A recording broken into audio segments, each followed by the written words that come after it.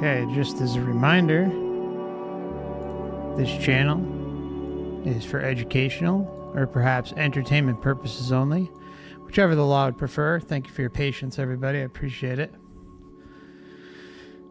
Hope you're doing well this weekend. Hope you had some good time off and kicking back, relaxing. Wanted to just let you know that we're getting into part 2 of Tom Campbell. Some of it will be going over reincarnation again. That'll be like a shorter segment, but we'll also be going down the road of NDEs, OBEs, I believe, as well. And also, Dan and I will probably be talking about exiting the Matrix, or simulation, as Tom likes to call it, or whatever his terminology is these days. But anyways, I want to welcome Dan from OverwatchProject.com and Overwatch channel on YouTube, Overwatch Project on Odysee. How you doing, brother? Great to have you with us. I'm doing actually a lot better. Thanks to everybody out there for all their support and all the positive thoughts that you must have been sending me, because I feel pretty good. That's great. That's great.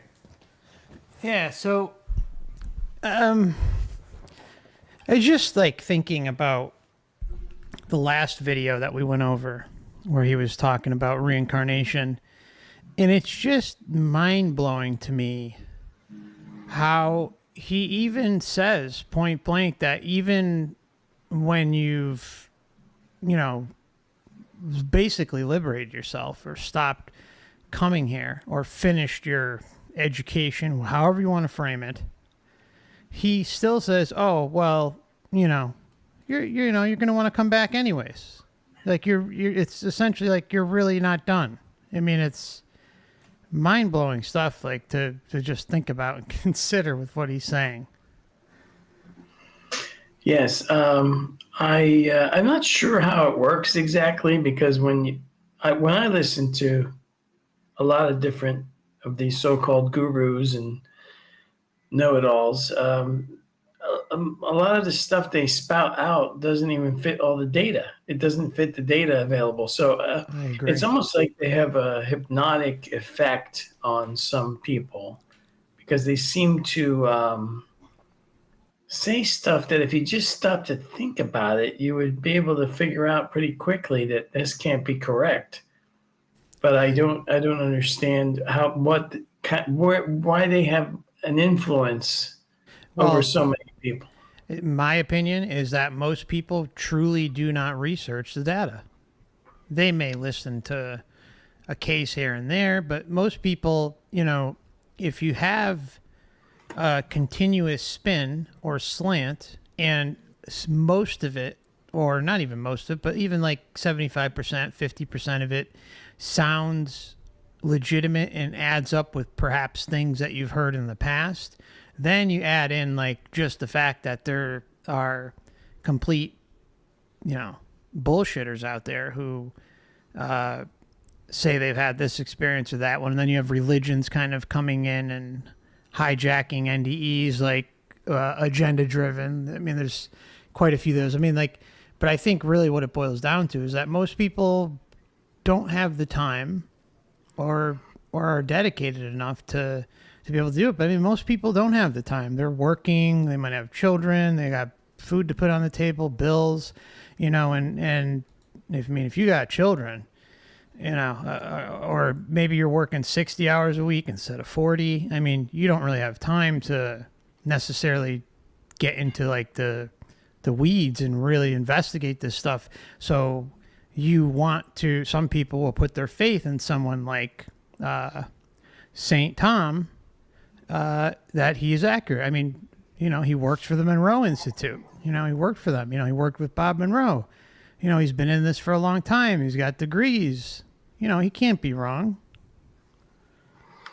Yeah, that's probably correct. A lot of these different, religions, they just kind of grab a hold of somebody probably from, kindergarten, and and then it gets embedded into your subconscious. It becomes like a program, and it's very difficult to break away from a lot of this stuff because a lot of people don't have the time, or they don't perceive they have the time. Although I really don't think there could be a more important question to answer in anyone's life here. Agreed. Yeah. Instead of maybe spending time looking at TikTok videos or something, they can spend a couple hours a week or whatever digesting things. But then, like, there's the question of, how many are truly thinking deeper? I mean, there's a whole host of convenient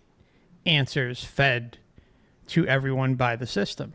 All these religions, different belief systems, and they're just fed to them, and they're convenient. So people don't have to do any of the work.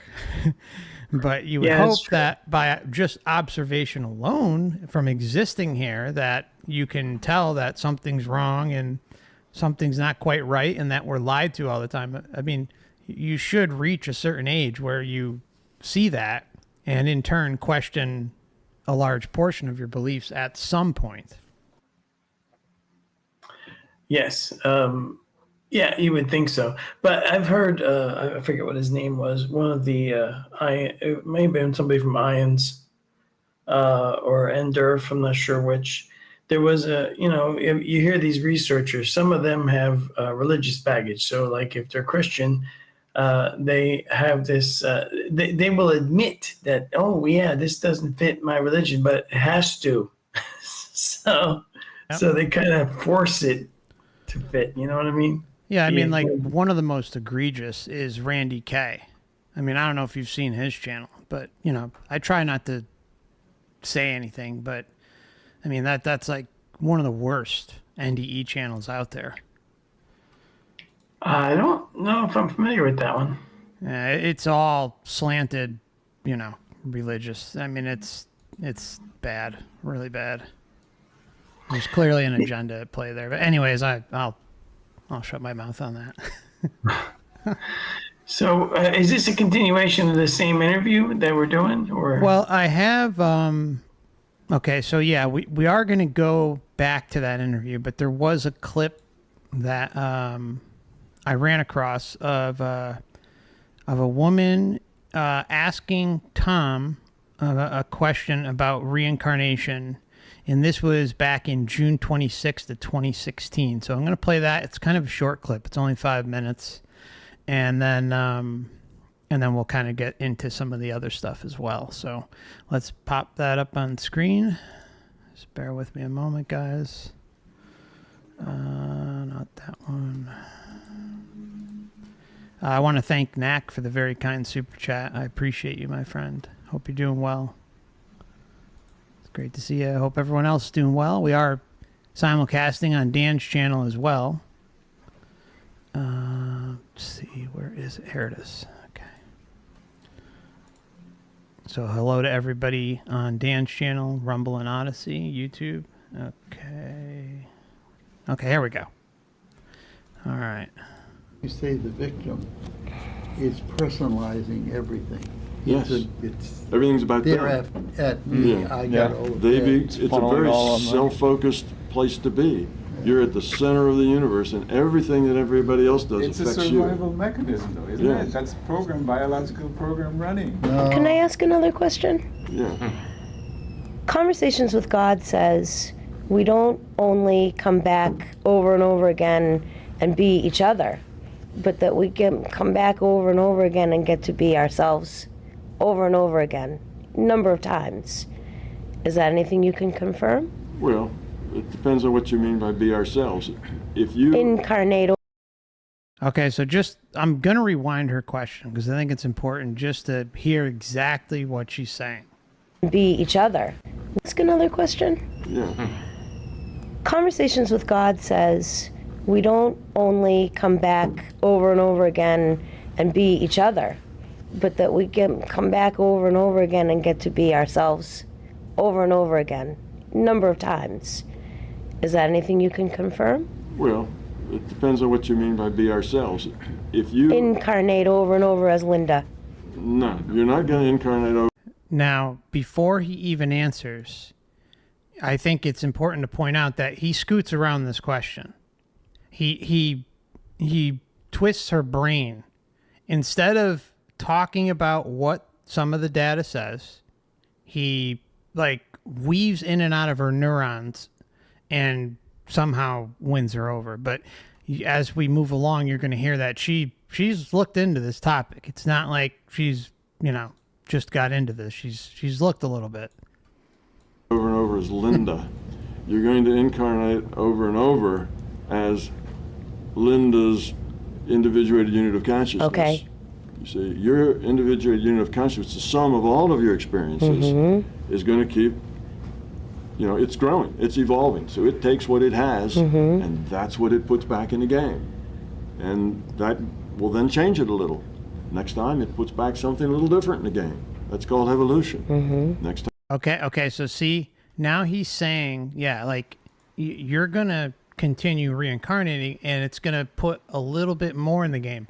But what he's not saying is that sometimes, yes, actually, there is evidence for this, that we continually keep living and expanding upon our previous lives.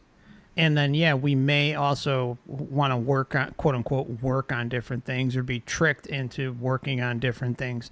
But essentially, we have the soul group. We have a lot of how that we keep reincarnating with some of the same group and building upon our past incarnations. So she may not be, Linda, but her essence comes back and has a partial carbon copy of what she's done in the past, and can sometimes even play out identically to a previous lifetime, but then, as Tom says, adding upon that stuff. If that's not something to raise concern about, I don't know what is, Dan. Yeah, was she also could have been implying that we have like a Groundhog Day reincarnation where you reincarnate? Yes, that's what she's implying. Yep. Okay. Have you? I've heard people mention this before, and I've thought about it myself. So it's basically like if you play a video game, and then you know how you can start a new game, but it's the same game. Mm-hmm. You can like start from the beginning over again. I've not seen that in the data though. I don't remember like anybody remembering. Yeah, like reliving. Yeah, it's a smaller segment of it, but I think just by the mere fact that we often reincarnate with the same soul group, oftentimes in the same geological location. Now that can change, obviously, if depending on maybe perhaps where us as individuals and the soul group and in combination with the matrix may move to a different geographical location, but most of the time we are reincarnating within the same family and taking that baggage, that most of the time trauma from past lifetimes, and it's being reincorporated once again with the soul group. So in a sense, Groundhog Day. Like, is it going to be exact? No. I mean, you're going to have the same meat suit and all that stuff. No, it's going to vary, but you're still kind of in this loop, I guess is the best way to put it.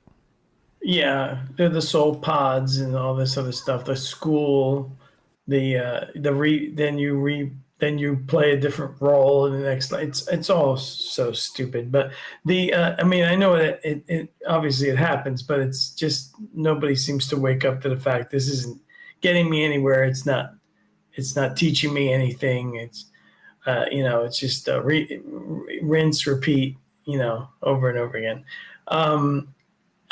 Forgot what I was going to say, so I guess we can keep going. Maybe it'll come back to me. Yeah, I think I worded that wrong, like how I presented it, but yeah. Little. Next time, it puts back something a little different. It's growing, it's evolving, so it takes what it has, and that's what it puts back in the game. And that Well, then change it a little. Next time it puts back something a little different in the game. That's called evolution. Next time it puts back something, you know, a little different in the game, because every time it's winning, it's getting a strategy. And even when it doesn't do well, even when one of its incarnations crashes and burns, makes a lot of bad decisions, it learns from that. It says, okay, that wasn't good. I really need to work on that greed. I need to work on that anger management, because, boy, I really went downhill there. You see, so now how am I going to do that? Well, it tries to come up with a good situation so it'll be able to do something positive next time. So in that way, Linda, the individuated unit of consciousness, was the sum of all of these experiences that you had, not just the one you had as Linda. In different avatars. Yeah, in different avatars. That goes on and on and on. But just the Linda avatar does not. It's just one time only?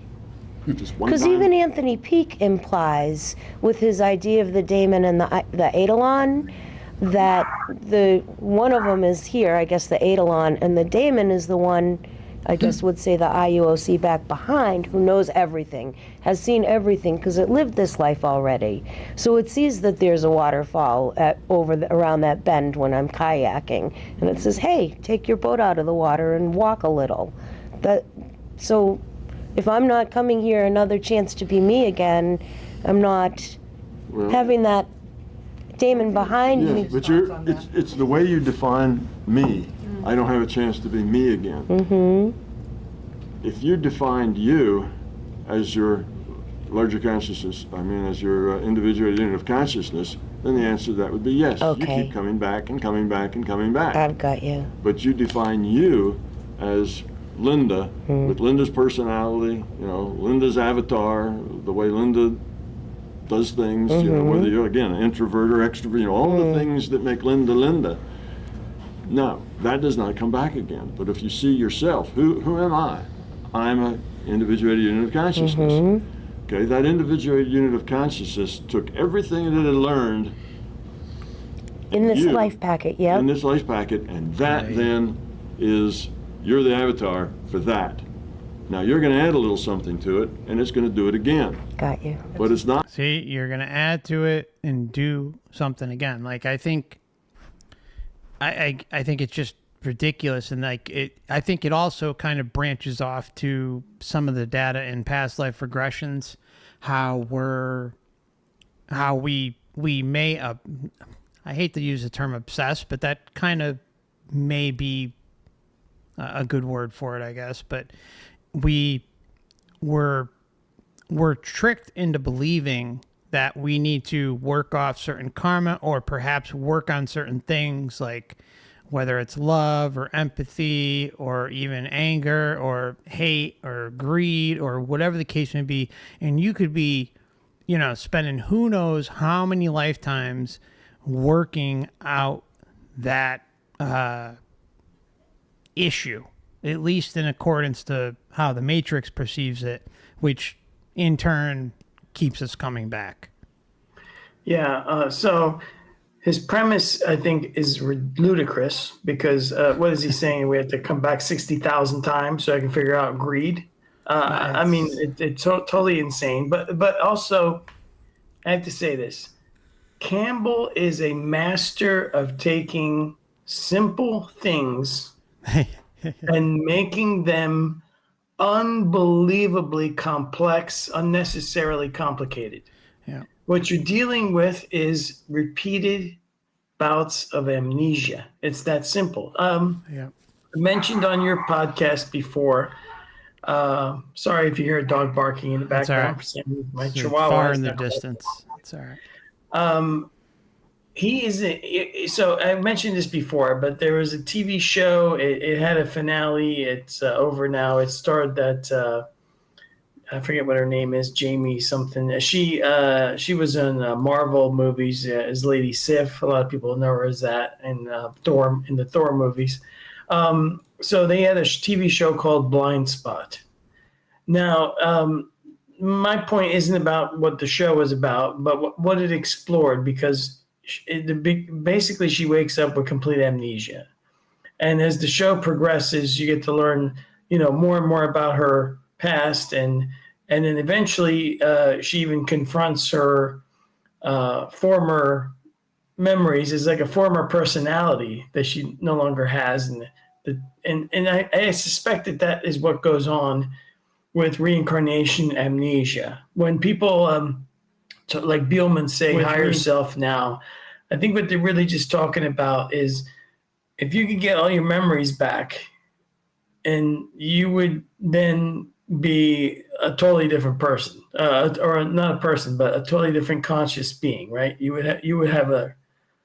could have a massive personality change if you remembered all these other lifetimes. Yep. The problem is Campbell makes this simple problem into a complicated, nonsensical, illogical. I don't even know how how he got his scientist title. I have no idea. But the simple thing is, if you keep suffering from amnesia over and over again, every single time that you suffer from that, and it is a suffering, it is an injury to your mind, which is a non-physical mind, to your memories. Who knows if we could even totally get back these memories? And it's an injury, like just like to your essence, to like the core of like who and what we are. Yes. It diminishes us down to like a very lame, limited stream of our essence or consciousness, whatever you want to term it. Yeah, and there's been other movies and TV shows that have explored amnesia, but Blind Spot, basically the entire series was based on this premise of the main protagonist in the story. She starts off with amnesia, and then you get to learn the whole thing comes together by the end. There's a resolution. But the point is that in no way, if you just think of it, it's just amnesia, right? It's nothing. Yeah. It's nothing. It's nothing It's magical. not complicated. Not complicated. Humans, and when you're in human form, you can suffer from amnesia right here in this lifetime, right? You could have many times. Right. So you could have an injury. You could sustain an injury. We know people that, have woken up from comas. They have amnesia. So it happens. So how is that? Now you take this, and now somehow they manage to say, oh, well, this is a learning experience. We're going to add some more in the next lifetime. We're going to do this. Now, what difference does it make because you have amnesia? So there is no learning. Exactly. There's no way. It's insane. What people have been led to believe is it's just insane. It just doesn't make any sense. In the simplest, it's just simple. Just think it's simple. It's just amnesia. That's all it is. Yeah. It's nothing that we don't understand as humans. Yeah, and what really just drives it home is how the data clearly shows that the same narrative is being hawked, or same narratives, I should say, are being hawked over and over again, and that this is a learning experience, that we are supposed to grow and learn off of this and resolve our karma, our sinning and judgment and all this other stuff, right? That is a repetitive thread, experiencer after experiencer. Yeah, maybe some, depending on, won't necessarily discuss it, but it's there, like in a huge way. And the reason for driving this point home is that it goes right to what you said. It's like, how can you learn? How can you grow if you have amnesia? If you are being memory wiped lifetime after lifetime, and you're trying to work on yourself to grow as a spiritual being and to do better, then what rationality can you possibly put out there that the answer that there's logic behind being memory wiped lifetime after lifetime? It makes no sense, but yet that's where all the data says. It has nothing to do with the New Age or anyone else saying anything. That is a very, very clear message that is being relayed to everybody by all the top researchers out there. All right, they're all in agreement that this is what the narrative is. and you can hear it in all these experiencer cases just by going through them.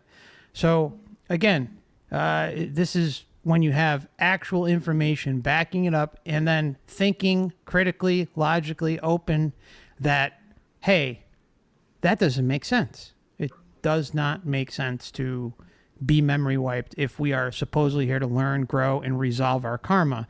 How are we supposed to improve? How are we supposed to build upon ourselves with that being there?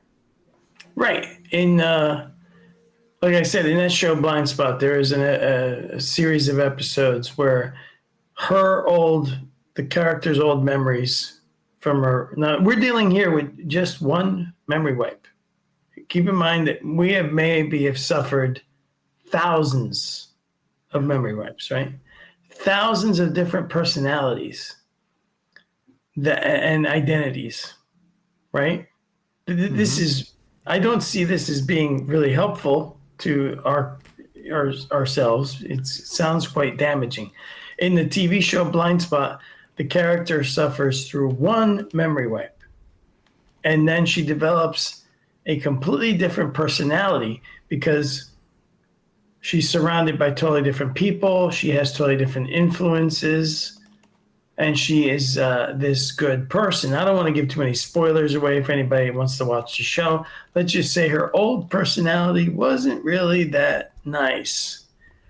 And there's a series of episodes where she basically has all of her old memories come flooding back. This causes like a virtual battle inside of herself, with herself. And, on TV, they play that out with she's playing two different parts of, the same character, one of her old memory self and one of her new memory self.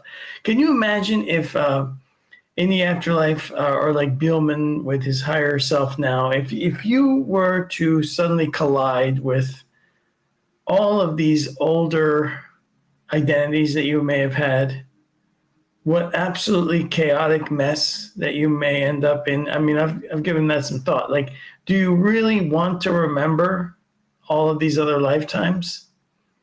No, that's a good point. Because now you're, if you watch what happens to her in the show, she has to, and again, we're dealing with one life, one memory wipe in the same human life. There's a major conflict.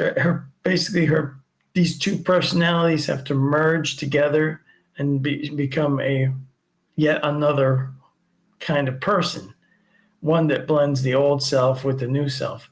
But if you're dealing with thousands and thousands, and we're talking about not just memory wipes, you're talking about living in different time periods on Earth, being a male one time, a female another time, who knows, right? Being a certain type of person here, another kind of person there, just going, because a lot of this stuff is programmed into us, right? You've done that thing, I think it's your trailer or intro video that goes over every, the cognitive state of humans from birth to 7 years old. Yeah. And it's absolutely dreadful. We're just programmable sponges. Early childhood development is an incredible window into how this place functions. Yeah, it's absolutely horrible. There is no way that if you want to look at this place and, be sane and logical about it, that you come up with Tom Campbell's answer.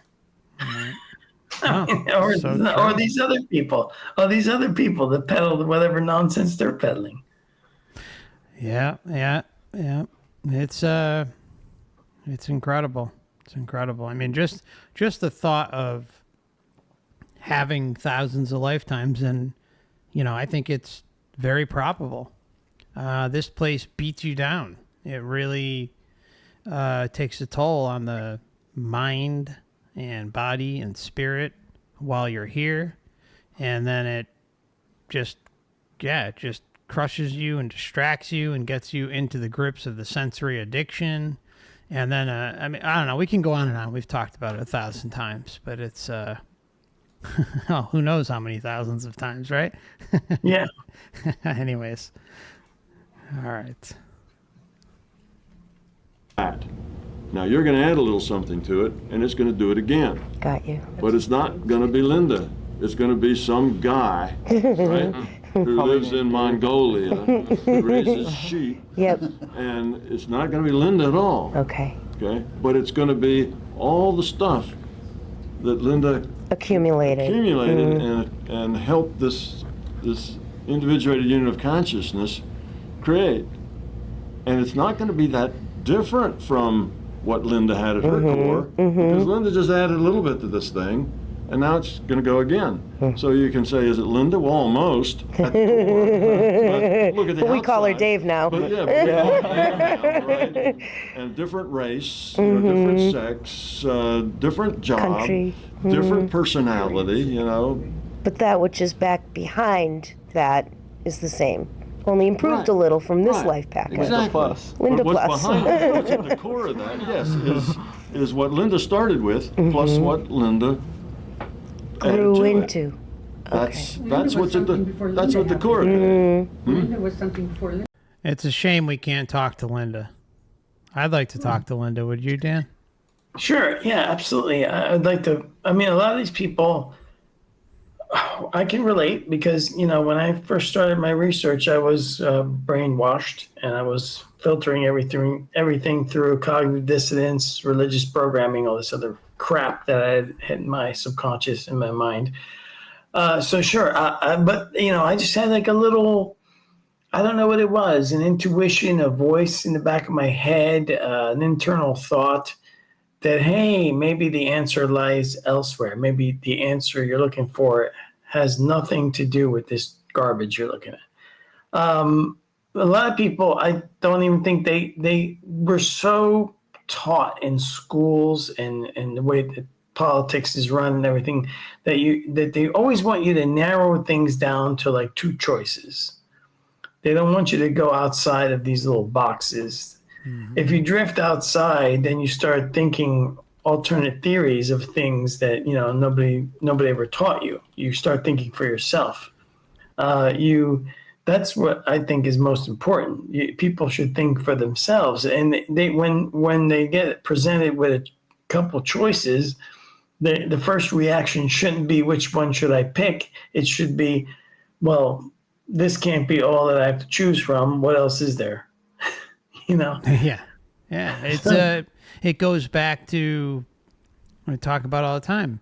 Think bigger. Think outside the box. Think, you know, beyond all of the stuff that's known or semi-known, and think about the unknown possibilities. Think about who and what and where you were, what you did, and before you even came in, not just to Earth, but to the overall matrix system. Like, there's no doubt in my mind we were doing other things.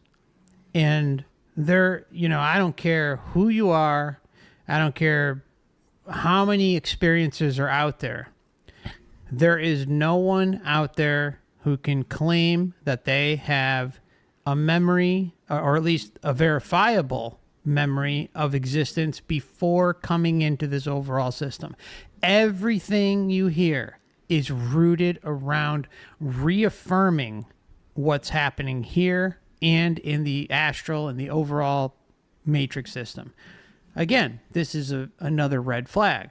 It's like, if we're eternal beings, and I think most of us know that that's the case, then what the heck was going on before all this? Like, what? I mean, really, are we just going to think like, oh, the astral is it? Or, you know, maybe some colors and some love and all that, and then coming back to Earth, or going maybe to other material realms, or anything like that's familiar is limiting. It's not thinking bigger. It's not thinking outside the box. Am I saying that I have, any clue about what those things are before we came in here? No, I don't know. I don't have a memory. And be careful of anyone who claims that they do. I mean, there's a few out there that make those claims. And there's very few, but I wouldn't trust them. Let's just put it that way. Yeah. So Because they're linking into this topic. Sorry to interrupt, but they're linking into the whole soul trap thing, which is interesting. It's like, oh, like what are they, like just this magical anomaly, and they just happen to be looking into the soul trap, and then oh my God, they have answers too. Oh my God, what are the chances? Not only are they looking at the soul trap, but they have experiences that they know for sure that are outside of the entire matrix system, and they know. I mean, what are the chances? It's like there's so many, but yet you look at all the other experiencers, over thousands upon thousands upon thousands, and you don't hear any of that. It's all very, very familiar, cut and dry. Yeah, some deviation here and there, but it's all very cut and dry, like when you're looking at the patterns. So anyways, be careful. There's a few of those clowns out there. Yes. So, we're trapped in this thing where we are so limited because of our human brain that it's very difficult. We don't have any memory of an experience prior to being human. It's just no one, even in past life regressions, I'm not aware of anybody that was able to tell you what they were doing before they were human. I kind of get there's some. Well, There are some data points, like in Monroe's book. He was. Are you saying before the first time they were human? Is that what you're saying?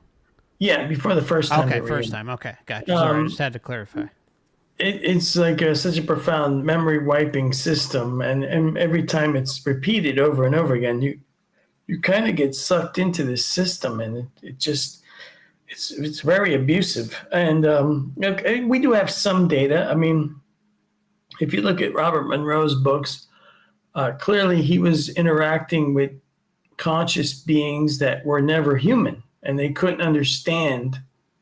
He would try to explain it to them through like data bundles that he would kind of like think about everything that it meant to be human and then send it to them, because all communication in the astral is probably very telepathic, and it's not really words, it's more information.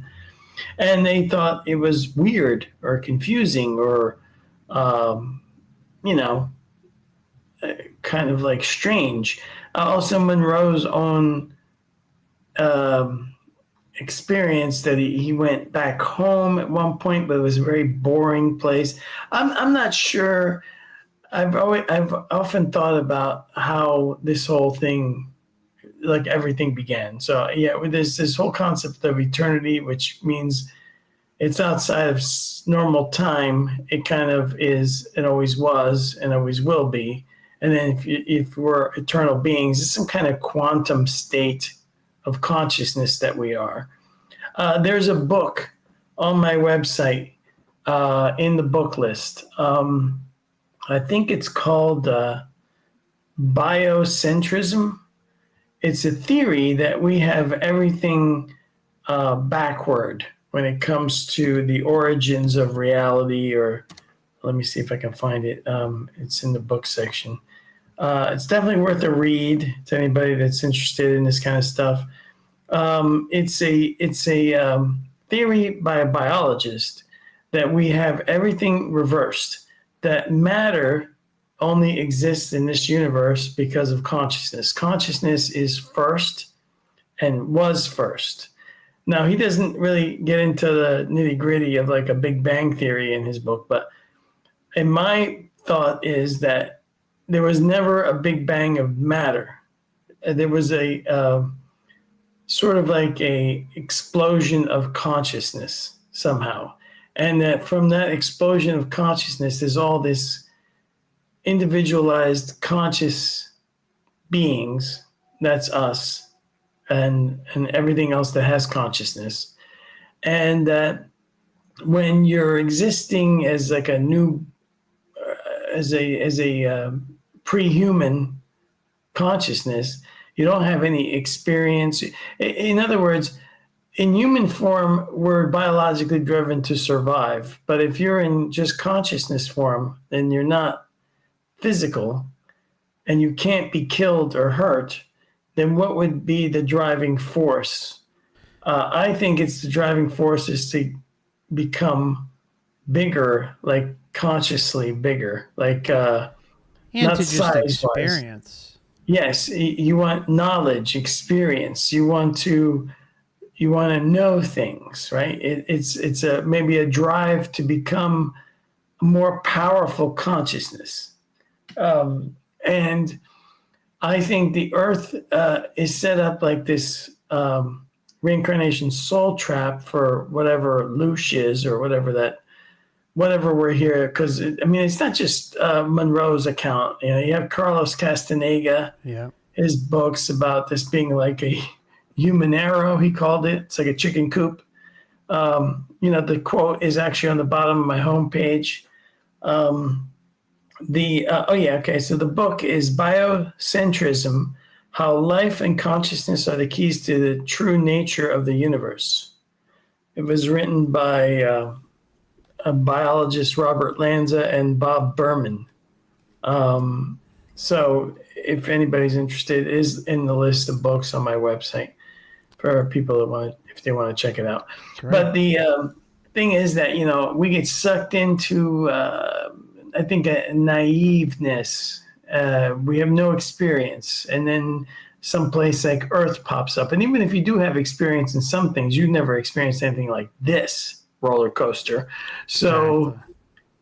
You get drawn to it, and I think there's all kinds of symbolism here to show you how that works. I think the bug zapper is Yes. is always been fascinating to me. Right? It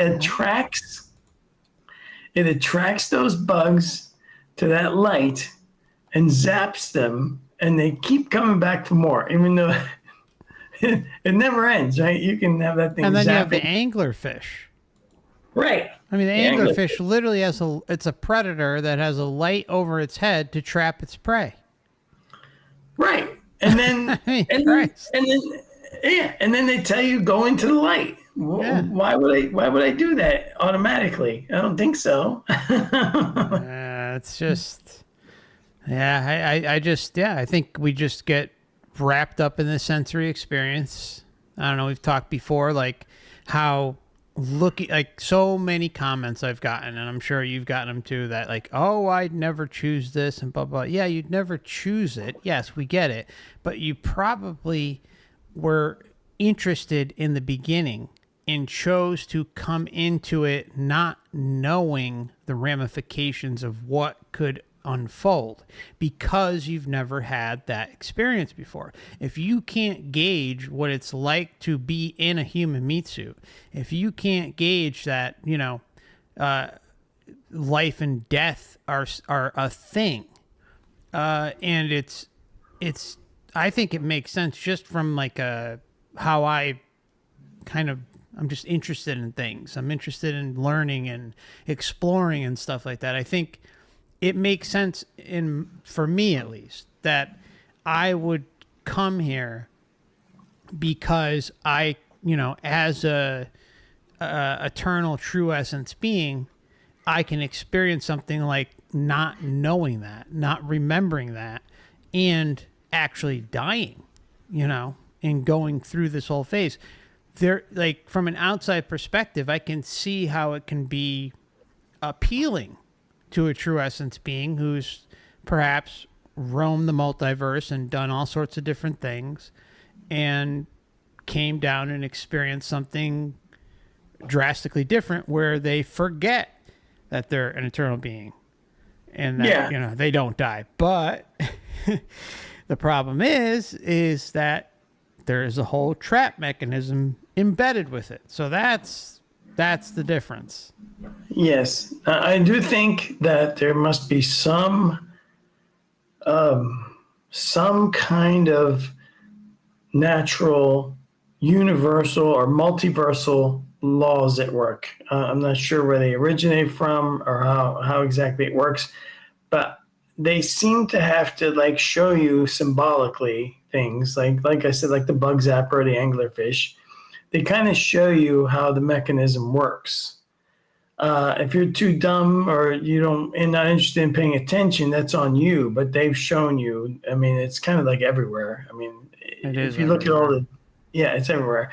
So I'm not sure if there's some kind of laws or rules that need to be followed. They also seem to have a thing where this environment is big risk, big pain. So it must have some kind of big reward if you get yourself out of here. Liberation. Liberation, but your consciousness that you'll never be fooled again. Yeah, that's how I look at it too. It's like there's for as much as like you don't want to say like, oh, it's a learning experience. In that respect, it is, because these are experiences that you'll take and realize and have in the back of your head that if you want to go and have some sort of experience in another realm, if the contract, so to say, the terms of service involve giving even 0.0001% of your essence in exchange for the experience, well, then you're going to have that knowledge. Hey, I went through a shit show of an experience on Earth, and I'm not giving any of my essence in exchange for any experience moving forward. So talk about valuable information to take with us, for eternity. I mean, it's screwed up. It had to come in this form, but it is valuable. Yeah, it's like I don't know. I just have a sense that there has to be an out, and there has to be something that if for those that get out, some kind of thing that makes it valuable to you when you finally get out. It's like it's kind of like I mean, you could say prison is a learning experience, right? I mean, if some people go to prison and they come out with all kinds of skills that they didn't have, survival skills they never had before, a completely different understanding of violence. I'm not saying it's a good thing, but if you look at Earth is like this really chaotic, predatory, parasitic realm, and you get yourself out of here. It's because you've freed yourself from the abuse of this system, and now you're going to be a much more powerful conscious being. So if that may be the only positive thing out of this whole mess. I don't see anything else that's positive about it. But that is, and I really don't know where Campbell comes up with some of this stuff. It's like Zachariah Sitchin, it's like these, and they write books, and they go on talks, and they give interviews. If somebody like me sits and listens to them and marvel, and like, where are they coming up with this stuff? Exactly. They're talking with such authority, like they are idiots that think they're geniuses. Yes. Anyway, all right. It's crazy. All right, so I think we only have very little left in this one, but we got some more. Is what Linda started with, plus what Linda Grew added to into. it. That's what's at That's what the core did. Linda was something before Linda happened. So Yeah. what Linda is really is whatever that was, and then Right. What she added to it was whatever that Right. was. Yep. So All right, so let's move to the next one. And this is where okay. So now we're going to get into Tom discussing, wrong one. Tom discussing NDEs. A near death, let's just jump to a near death and then we'll talk about the data, because now you're touching on this database that I was talking about, and I can explain why there is a database, why there has to be a database, and what that means to be able to access it. That's where Uncle Fred was. The guy came to greet you. He was basically a projection out of that database, because everything we do, think, thought about doing but didn't, doesn't matter, every feeling, all of that is part of a database. And there's a reason why the system has to collect that data, and I'll get into that later. Yeah. The reason is to deceive you. later. But an NDE Well, is basically hold on a somebody second, Mark. who is. Sorry, go ahead, Dan. Sorry. So essentially, he's describing, he, oh God, he's basically saying this is a big data mining operation. Yeah. And what is data mining used for? It's used to make you the product, Yeah. right? Exactly. Everybody knows that. If it's free to you, then you are the product. Yeah. So yeah, well, and this may be the only time he's actually hit on something where he's right about something. Without even knowing it. What he's describing is a parasitic system that uses your information as a giant manipulation tool. Yeah, and he's saying Uncle Fred, is just part of, that information, which, I think is that's where I line. I think it's all bullshit. I don't think most, not all, but I think most people are not dealing with who they think they're dealing with in an NDE. That's just my opinion.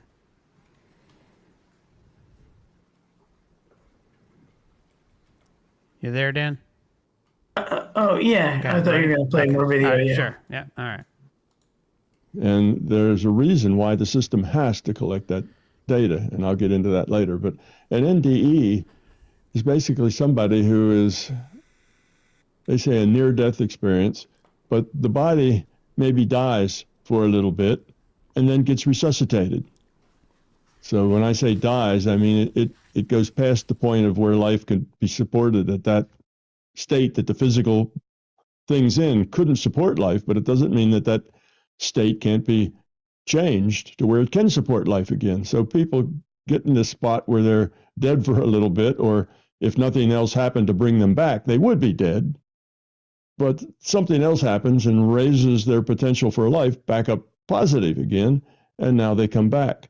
So they are out there. Remember I said when you die, you kind of come awake and you say, oh, where am I? What's going on here? Well, they end up in that state, in the, where am I and what's going on here?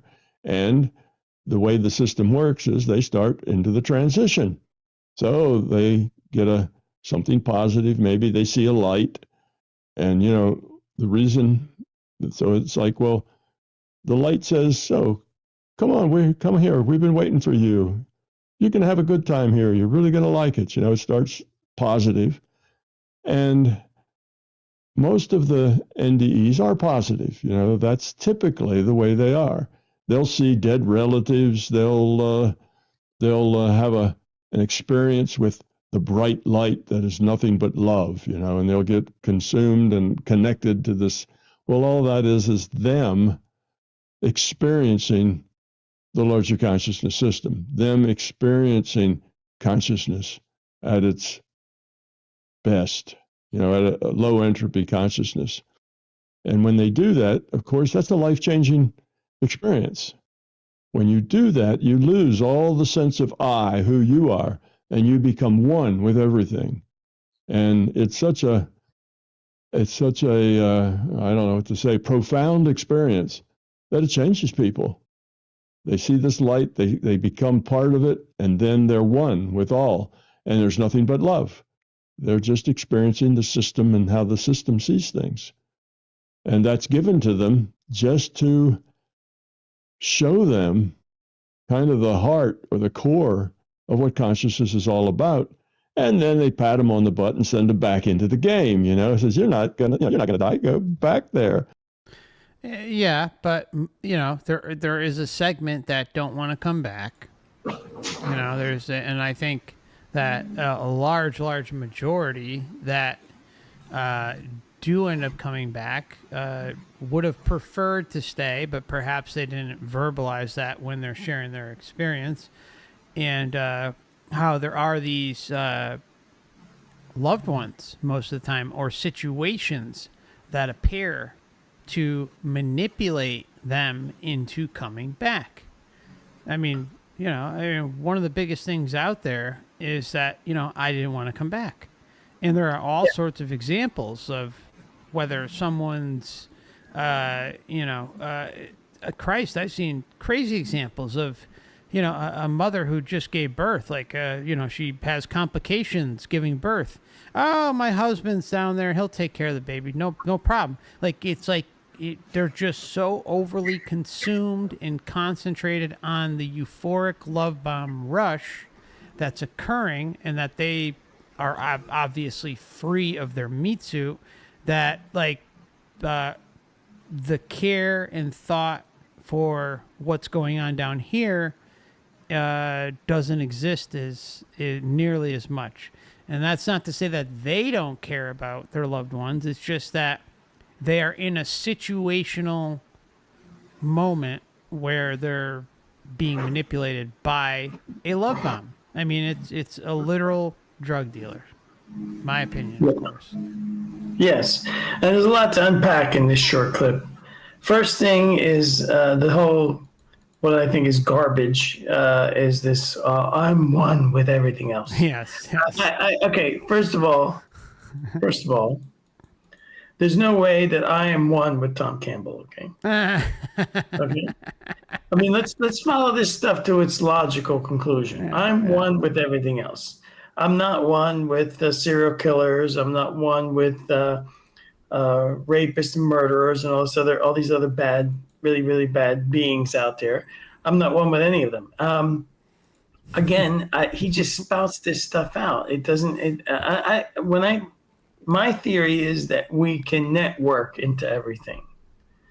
When a computer can network into a network, and it becomes connected to all the other computers, but it never loses its own identity. If it becomes unplugged, it's still there. And I think that's how consciousness works. I think it works as an individualized unit of consciousness. You are a being in your own right, you're your own kind of universe, contained all in yourself. And then, of course, when you're out of body, you have all these other powers awaken, like telepathy, and you're in a non-linear time state. I mean, there's all this stuff going on. You have a memory wipe, so you don't remember a lot of stuff. So it's easy to manipulate you in that state because you're still holding on to your old human avatar identity. I don't see the love bomb to me is like a drug. It's like it's like something that washes over you to make you compliant, to make you basically want to give in to whatever is trying to influence you. I mean, I'm just looking at it. That's the way I see it. I'm with you. He just, a lot of stuff that Campbell says, he just says, as a matter of fact, based on what data? Who's patting me on the back, Tom? Yeah. Pat you on the back and send you back. Yeah, I mean, it's just, yeah. Who is doing that? He just skips over that. Yeah. Why would... Now, most people have been programmed here. Their consciousness is so embedded with this concept of an authority that the moment, I mean, there's all kinds of experiments. I think in the 50s, I forget the name of some of these experiments, but there's a classic one where they simply had a person dressed in normal clothes giving, I think, directions to people. And some people just wouldn't listen because he was just dressed like, he was a nobody. Then they put him in a milk delivery uniform or something like that. It has the same kind of concept as a cop uniform. You have your hat with your, like that uniform hat. It's a uniform. And they had people getting instructions from this person. They would just listen. They were so programmed with obedience and authority that they would just obey. Yeah. They wouldn't question it. So imagine that baggage, that psychological luggage, coming with you into the afterlife, and then whatever's patting people on the back is good game. Good game. Like, get back in there. I'm telling you because you're supposed to listen to me. I purged myself of that nasty programming. There is no such thing as authority. There's coercion, force, violence, but there's no authority. Yep. So once you get that out of your head, and then in the afterlife, where you're kind of like on more even footing, where there is no force, I think, that can, once you're out of body, the options to be used against you are, I think, much more limited, if maybe not even existent at all. Because they are. I'm sorry. Go ahead. I just think that your intention, your imagination, even in Monroe's book, I think he was being bothered by these little imp creatures at one point, and while he was out of body, he just imagined him projecting like electrical sparks or something, and these things just got zapped, and then they went away. That's somewhere in one of his books, if I remember right. I'm paraphrasing. Intention does it. I mean, Yeah. I've actually experienced it, where you can will things out of existence, and your intention is clear. It's instantaneous. Like, if you want to be out of a situation, you can do it. Now, if you're under the influence and doing things like that, it's not as easy, because there's still some. It's just not as easy. You're not as clear-headed, or you're not as lucid, I guess you should say. But, Yeah, I mean, I had the most, as everybody knows, most people I'm sure listening know out there, my little Orange Grove experience during my surgery. I was clearly left alone. Nobody, I think that was my intention, was to be left alone, but there was nothing influencing me in that near death or out of body state, whatever it was that I was experiencing. There was nothing there to influence me. I was basically just thinking to myself. So that's great. That's probably progress. I made progress. Absolutely. Yeah, you weren't being messed with. That's number one. I want to thank David Rollman for the very kind super chat as well. Says, Dan and Mark, two of the best people talking on this topic. To anyone on the fence about the subject matter, these are the go-to guys, all data-driven. You must understand the patterns. Thanks, David. That's very kind of you, my friend. Thank you. Also want to thank Alice for renewing your membership. Appreciate you. Okay, so let's move on.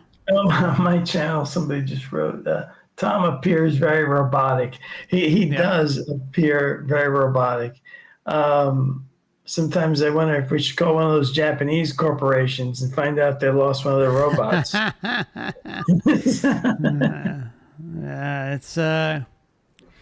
God, it would be you know what I mean, I think we kind of really dug into this maybe the beginning of 2023, probably actually about a year ago,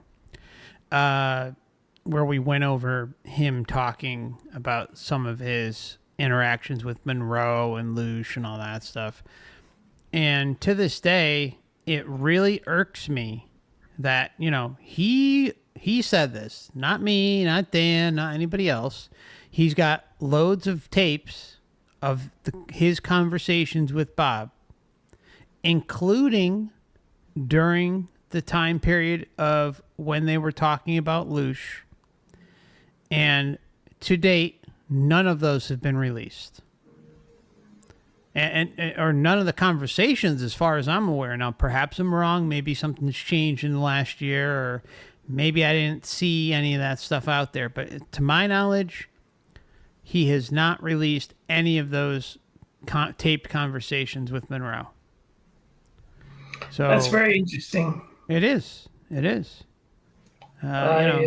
what he says. I'm not making it up. He says it. So where are the tapes, Tom? Where are the tapes? Yeah, now, granted, if the whole thing were to catch on in mass, I think the entire Earth system would have to be reset. Yeah. I mean, let's say this. Let's say the belief in a reincarnation soul trap, and you have to dump the concept of authority, and you have to exert your own personal, individual sovereignty and authority to get out of here. becomes as popular as like maybe like the Catholic religion. Well, if that were the case, then the entire system would have to be reset. It would have to be wiped out completely and reset because they would lose complete control of their crops. Yeah, it's it would It's be okay. It's okay if there's only like 13,000 on my channel, 14 or 15 on your channel. That's okay. doesn't do anything. In the grand scheme of things, they can lose those numbers. Yeah. That's just like bean counting, right? Well, and then you factor in how many actually kind of are like okay with standing in their sovereignty. You probably cut that number in half. Sure, but it's the same thing as corporations do, right? If this product has a defect, and then the accountants go to work and they say, well, we need to recall this because it'll cost us more money if we don't, or they can say, we just don't recall it because it's not going to affect us that badly. So it's like that, right? So the system here, the Loosh farm, can look at our awakening or coming to terms with reality based on the totality of the evidence and not because we're told about some religious or materialist nonsense. I mean, the materialists are just as bad as the religious, but we're basing it on the totality of the data and the evidence, and we're processing things without cognitive dissonance. And they can take a look at how many people are actually doing that, which is a very tiny fraction of the population. And they're like, sure, we can lose these amount of conscious beings. This doesn't affect us. It doesn't affect our Loosh production or whatever it is that they're after. Yeah, I'm sure they have numbers, right? They're going to meet their quotas, and if those quotas get threatened, like with a mass turnover rate, then they just reset the damn place. I mean, the system is. I have to give. This is the second time. I'm kind of scared here, but it's the second time I have to say he was correct about something. The system does have data on everybody. It is a gigantic data mining operation that has every minute detail of everyone's life, thoughts, emotions, actions, everything. So of course it's completely aware. The system is completely aware of how many people it's going to lose when the lifespan of those people end, that are not going to be put into some kind of astral holding pattern in some kind of hollow heaven or some other astral environment until they, the system. I mean, who knows? Maybe they collect Loosh in the astral also. I don't know. I mean, we don't know. We're like very handicapped by the human body. So we're the fact that some of us were able to figure this out at all is amazing.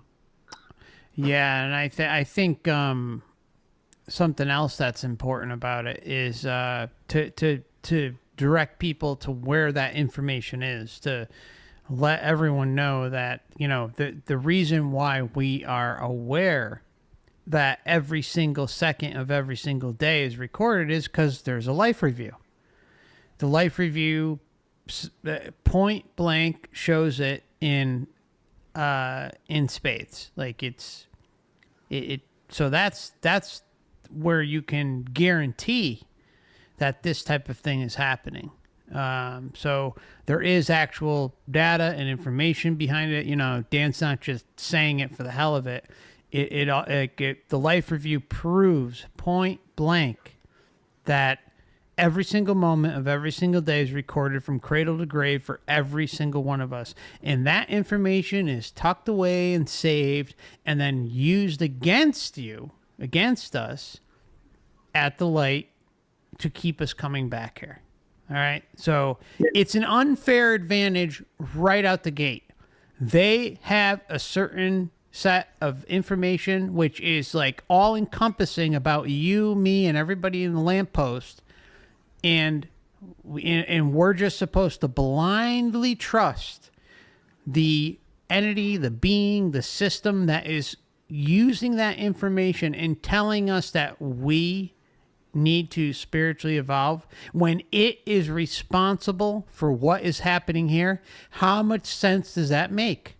Again, it's just common sense. It's logic. There's no explaining this away. Right. As a matter of fact, you need to develop, because if the life review is used against you, it is so easy to turn that around on them. Okay? Because you need to have sort of like become sort of like your own lawyer, and you need to become that, or have it in the back of your head that when you get out of here, you're going to have that personality trait of, I'm sure people that know somebody in their lives like this. There's always a person in your life that no matter what, you cannot win an argument. If you know somebody like that in your life? Oh, yeah. Everybody has that out person in their life. You can't win no matter what you do. There is no winning the argument, right? And when this life review crap is thrown on top of you, it's so easy to become that kind of person, because no matter what, everything that is going on there, well, I wouldn't have done it if I had been able to keep my memories. I wouldn't have done that if I had this piece of information. Yeah. How am if you put me in this world where I'm programmed till 7, well, I only had that personality trait because I was in an environment that gave it to me. And you have to learn your way out of it. Like through years of struggle and inner turmoil to go back and fight against that programming that was, beat into you, through teachings or whatever, or dogma. And you have to get yourself out of that. And that's a whole process in itself. And your channel shows that process. Yeah, I mean, or it did show that process. Yeah, you're born with an imprint from the astrological, first of all. This gives your human self some base trademarks. These can some of these are, depending on what time and day and what location of birth. If you look at your Vedic astrology, not Western astrology, Vedic Hindu astrology is much more accurate. And you look at the personality traits, you'll find that you know what you probably already know about yourself. And then some people can be born with really horrible traits, just a crapshoot. I happen to be born, and it's very interesting. I was born kind of early, so sometimes in the certain books, like the Tibetan Book of the Dead, it tells you that if you have to go through rebirth, then you have to choose wisely so that next time you can get out. And even in Monroe's book, I think he said he went to that outer rim place where people that were there were contemplating their last life around. They were picking the right person to be so they could get out, which may be a thing. It may be a possible thing. But you're born with these personality traits that are embedded into you at birth. Some of them are bad. Mine happened to be keen on investigation. When I had my Vedic chart done, as I mentioned before, the Vedic person didn't know anything about me. The first words out of their mouth is, "You would do great as an investigator in some kind of capacity. You are born to be an investigator." Now, that's amazing, but there's other people born with traits that make them stubborn, that make them closed-minded. How are they supposed to get out of the system? Wait until the next time when they happen to be born in the right way, or hopefully learn how to overcome those traits, because you can hack them. You can overcome these traits if you get aware of them, just like cognitive dissonance. Yeah, you have to be aware. Yeah. Right. And then from birth to 7 years old, you're this receptive subconscious sponge. All the trash that, school or friends or parents, if whatever they're putting into you, it's going to sabotage you the rest of your life. And then after that, your whatever environment you happen to be in, whatever religion you happen to be born into. I mean, just think of everything working against you, and then they're going to give you a life review and tell you how this is all your fault. Good luck with that. Good luck with that. With me, there's not going to be any life review. That's right. Simply not allowed. It's Not just allowed. who's going to want to deal with me? What entity? When 99% of the humans, 99.9% of the humans that pass on here, go into the astral, are going to be compliant as hell. Exactly. Why are they going to have someone like you or I or anyone in this chat roaming around, figuring this shit out again and exposing it? Yeah, they're not gonna, Even if it's on the Well, I mean, smallest scale possible. right. It's like, he could just leave. That's what I expect to happen. He could just go. We don't need to do anything with him. Yeah. That's crazy. And tell people about this. So then it helps open other people's minds. Other people say, oh, wow, that was amazing. There must be something on that other side that does that, because there's literally tens of thousands of these NDEs, and there's a lot of consistency, in the stories they tell. So if they were all just making it up on their own, there wouldn't be that consistency. So it kind of lends some credibility to the fact that there is something else, that this is not just a materialist reality that's a machine and everything that happens is, random basically, or determined. And, that's kind of a deadening concept, not an opening up and enlivening concept, Well, you're nothing. You don't count for anything. There is no purpose in your life, So grab everything you can grab, have a good time, and that's what it's all about. Well, when you go on that path where you're grabbing everything and just having a good time, you end up miserable, because you're being very self-centered. You're not learning, you're not growing, and that life becomes empty. And Again, I bring up the point, like I know you have too, Dan. What about the poor children, or adults, doesn't matter, any individual who's growing up in the slums of India or in North Korea or under any sort of crazy regime, where they can barely get food every day. What about them? What are they learning, Tom?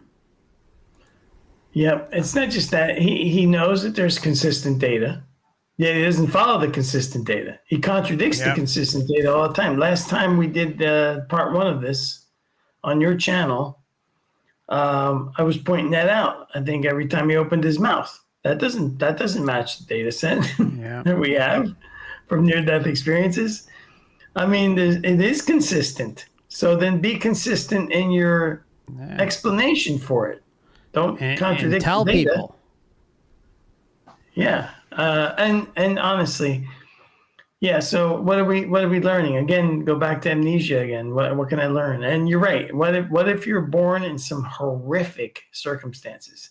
Now, I believe certain ancient books that talk about reincarnation do point this out.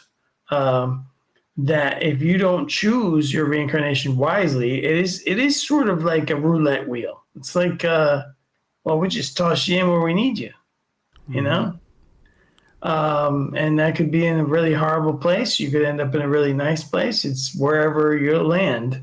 And then if you are one of these, well, I don't want that life. If you're caught in the reincarnation cycle and you're still in it, then you think you have to reincarnate here.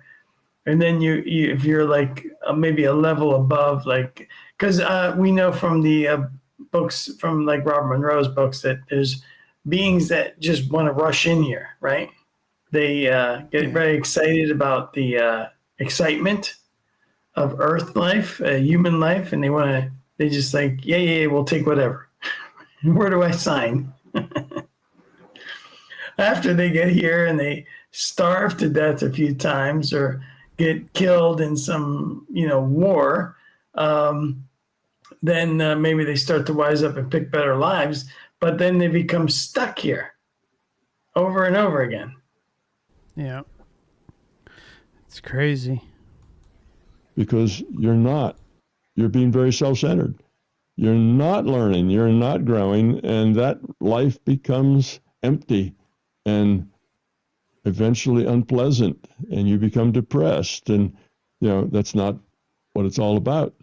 So materialism kind of pushes people in the wrong direction.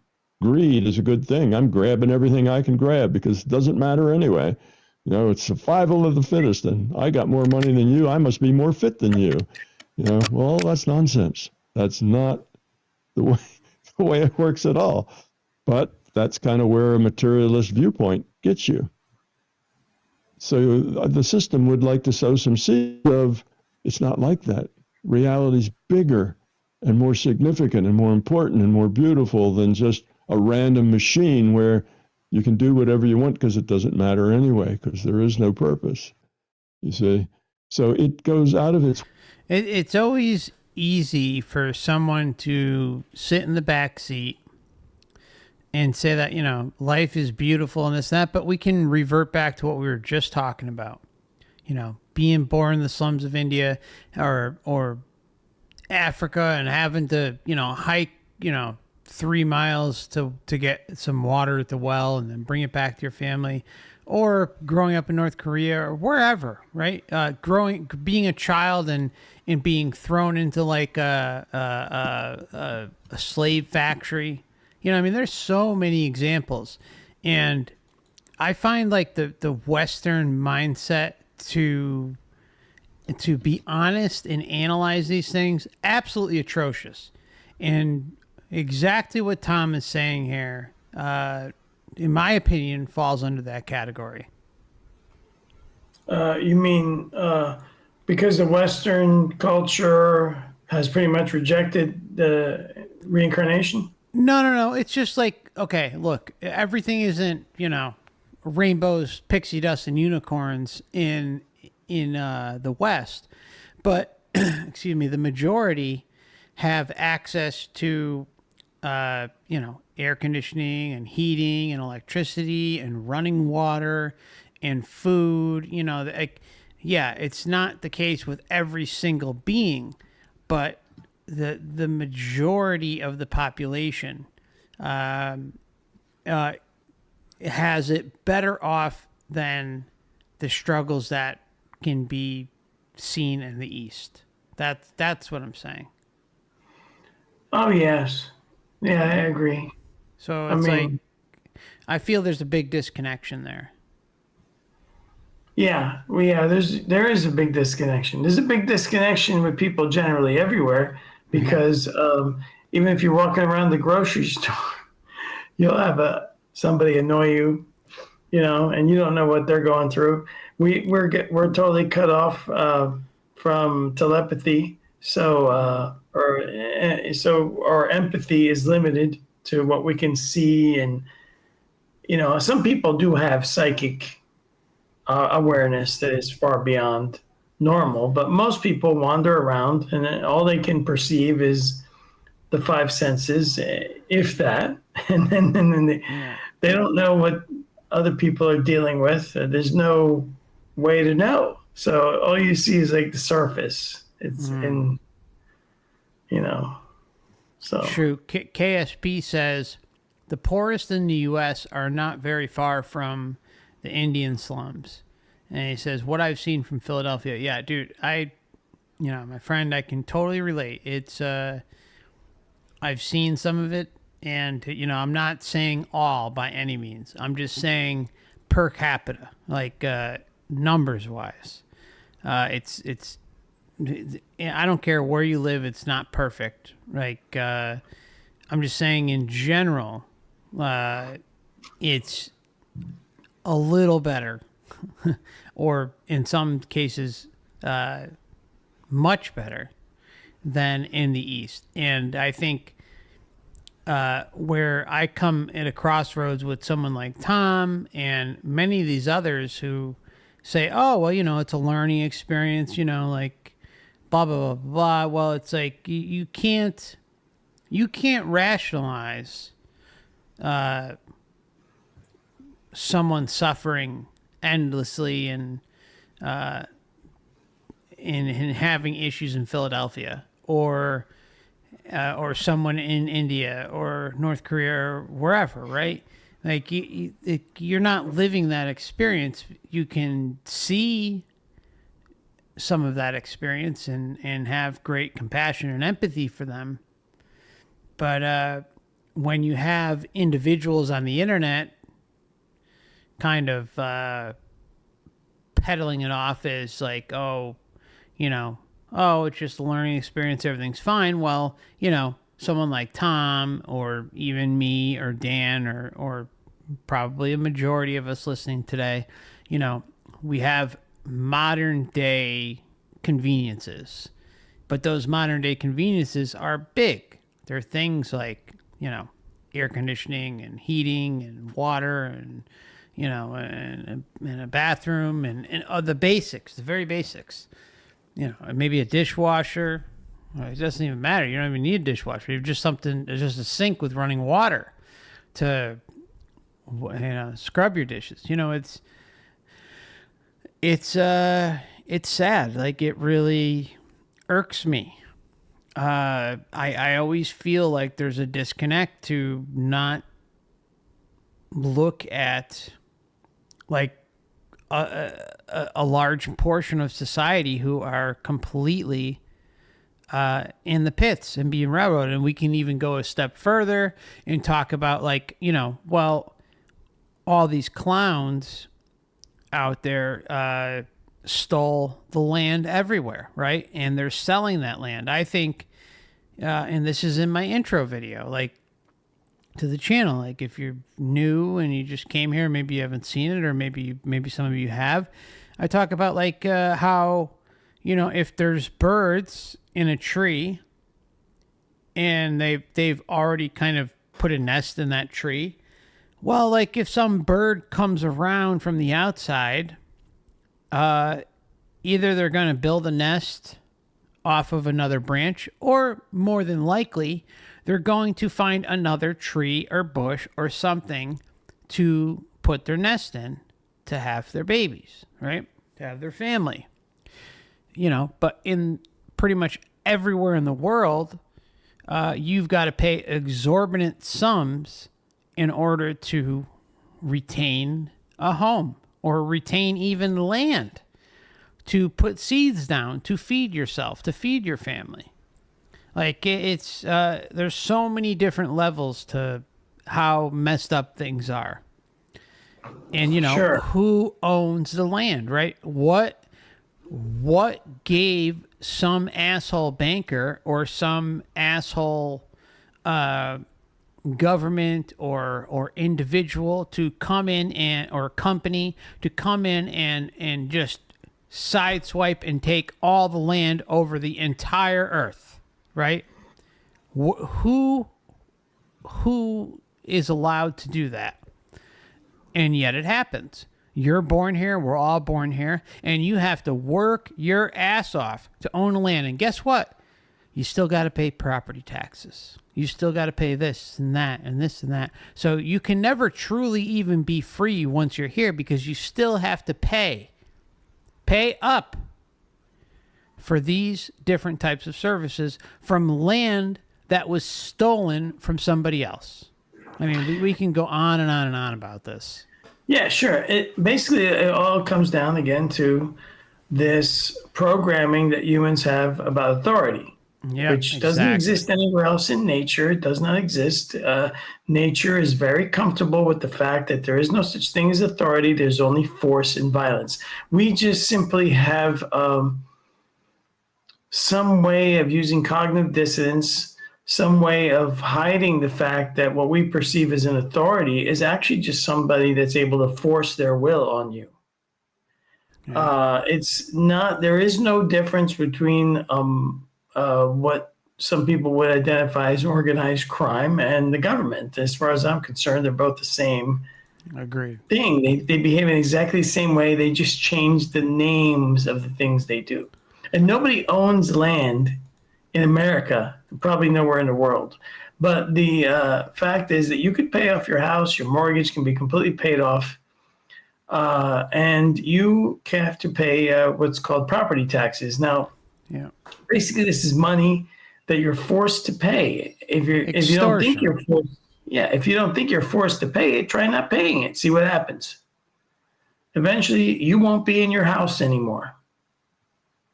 And why is that? You can't resist, because if you resist, the escalation of force used against you will rise proportionately, and it'll always be one step higher than what you're able to do. So, Yeah, they'll that's take your the home. truth. They'll take your property. Yeah, they'll take it, right? So, it's this whatever made the human form made us as it is kind of like a slave race design, and it was there to be used by the makers, I guess, originally, and then I don't know, maybe they just abandoned us or were done with us and they left us to our own devices, and we're programmed to follow this concept of authority, so we just created our own fictitious authority to follow. I mean, how does that sound to you, Mark? Yeah, You think I'm onto something here? yeah, it's just a joke. The whole It is. thing is just. There's no, Yeah. there's no fixing it. That's why it's like, no, there's no fixing it. We are designed this way. There is no fixing it. No. That's why it's imperative to get yourself, spiritually enlightened enough so that when you pass on, you don't get thrown back into this meat grinder, for lack of a better word. Sure. It's crazy. Totally crazy. Okay. So, you know what? Let's take a break. We've been going for quite a while. How you doing on energy over there? You all right? I am doing better than I have in a long time. Okay. So you want to keep going, or you? Yeah, we can keep going if you want. right. Sure. All right. So let's take a break, and we'll be back here in about maybe 5 to 7 minutes or something, and we'll see you then, my friends. Thank you, Dan. Yep. Great to have See you you with soon. us. We'll be right Yeah. back. I'm happy to be here. Thank you for having me. Thank you. All right. Just as a reminder, this channel is for educational or perhaps entertainment purposes only, whichever the law would prefer. It's always important to do your own research and come up with your own conclusions. Want to give a big thank you to Spirit for the kind super chat. Appreciate you. Thank you so much. And just to let everyone know, we are streaming on Odysee, YouTube, and Rumble. And multi-streaming over to Dan's channel as well, on Overwatch channel on YouTube. And you can find my channel also on Twitter, Instagram, and Facebook, where I just send out notifications only about when we're streaming. And there are also memberships available on Odysee and YouTube. And we usually meet the last Sunday of every month, and that'll be on this month. It'll be February 25th, 2024 at 7:30 p.m. So if you're interested in getting a little extra content each month, feel free to check out the description tab for that, and I'll also post it in the chat for you if you're interested. And then if you're looking to find out where Dan is, check out the description. He's got a website, overwatchproject.com. And again, he goes by Overwatch channel on YouTube and Overwatch Project on Odysee. So, but you can find links to all those in the description tab. And I want to welcome Dan back. Thank you, brother. All right, so let's move along, right? Yes. All right. Doesn't matter anyway, because there is no purpose, you see. So it goes out of its way to give people positive experiences and then send them back with a story to tell. And it does. These people write books, and a lot of people get this and they think, well, Like there must him. be something else going on, because that guy was dead for 5 minutes and then they resuscitated his body, and he has this big story to tell. So he's kind of been there and seen it and come back to tell us about it. So it's part of the way that the larger conscious system tries to help us grow and become love and understand there's a bigger picture. So that's what's going on. Now, some people who are extremely fearful, the same ones that would take longer, they may take a while when they get to that transition reality to calm them down, because they know bad little girls and little boys, and they're going straight to hell, and it's going to be horrible, and they believe that. So they come in almost in a panic. Now they've died. They got run over by a truck, didn't even have a priest or somebody, absolve them of all their sins before they died. And so you have some of those. They will have negative experiences because that's what they expect. So the experiences they're having are basically like dreams. It's things that they're making up that reflect their beliefs. And it just takes a while for them to get out of that and realize that, no, it's really not that way. That's just you kind of, going out and living all the things you've been told and the beliefs and so on. So it blows my mind, Dan, that we can hear this, and Tom, everything is like, oh, it's all you. It's all you. There isn't some mechanism, there isn't a clear mechanism in place that is facilitating this line of perception or this line of thinking, or like there's this love bomb, but it's all you. Like, no, there is clearly like a mechanism at play that is facilitating all this. And yes, it has a lot to do with what we've done, what we've experienced, are the good points, the bad points, and everything in between. But something clearly has an agenda, or clearly has a program, emitting itself onto us. And if you're listening to what Tom is saying, he's saying, oh, well, it's all you. It's all you. Yes. Well, he also is contradicting himself there again. Just want to point that out. I'm quite clear in my position. I'm not one with everybody. So if it's me, how could it be me, Tom, if I'm one with everything else? First of all. Second of all, True Detective has a comment I just noticed.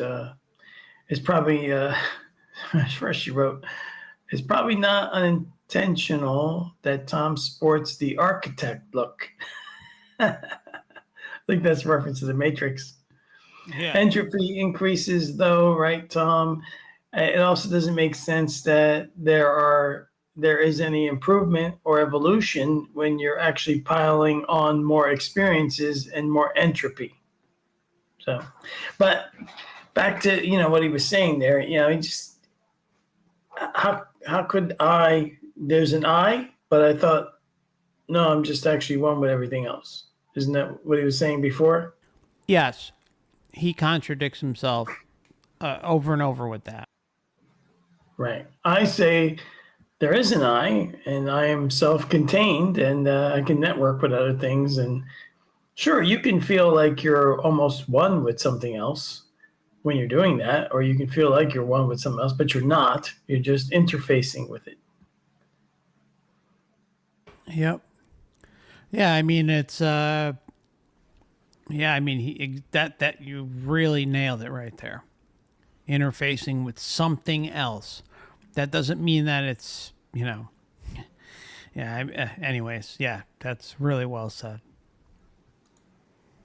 So a few people have that, but most people don't. Most people aren't that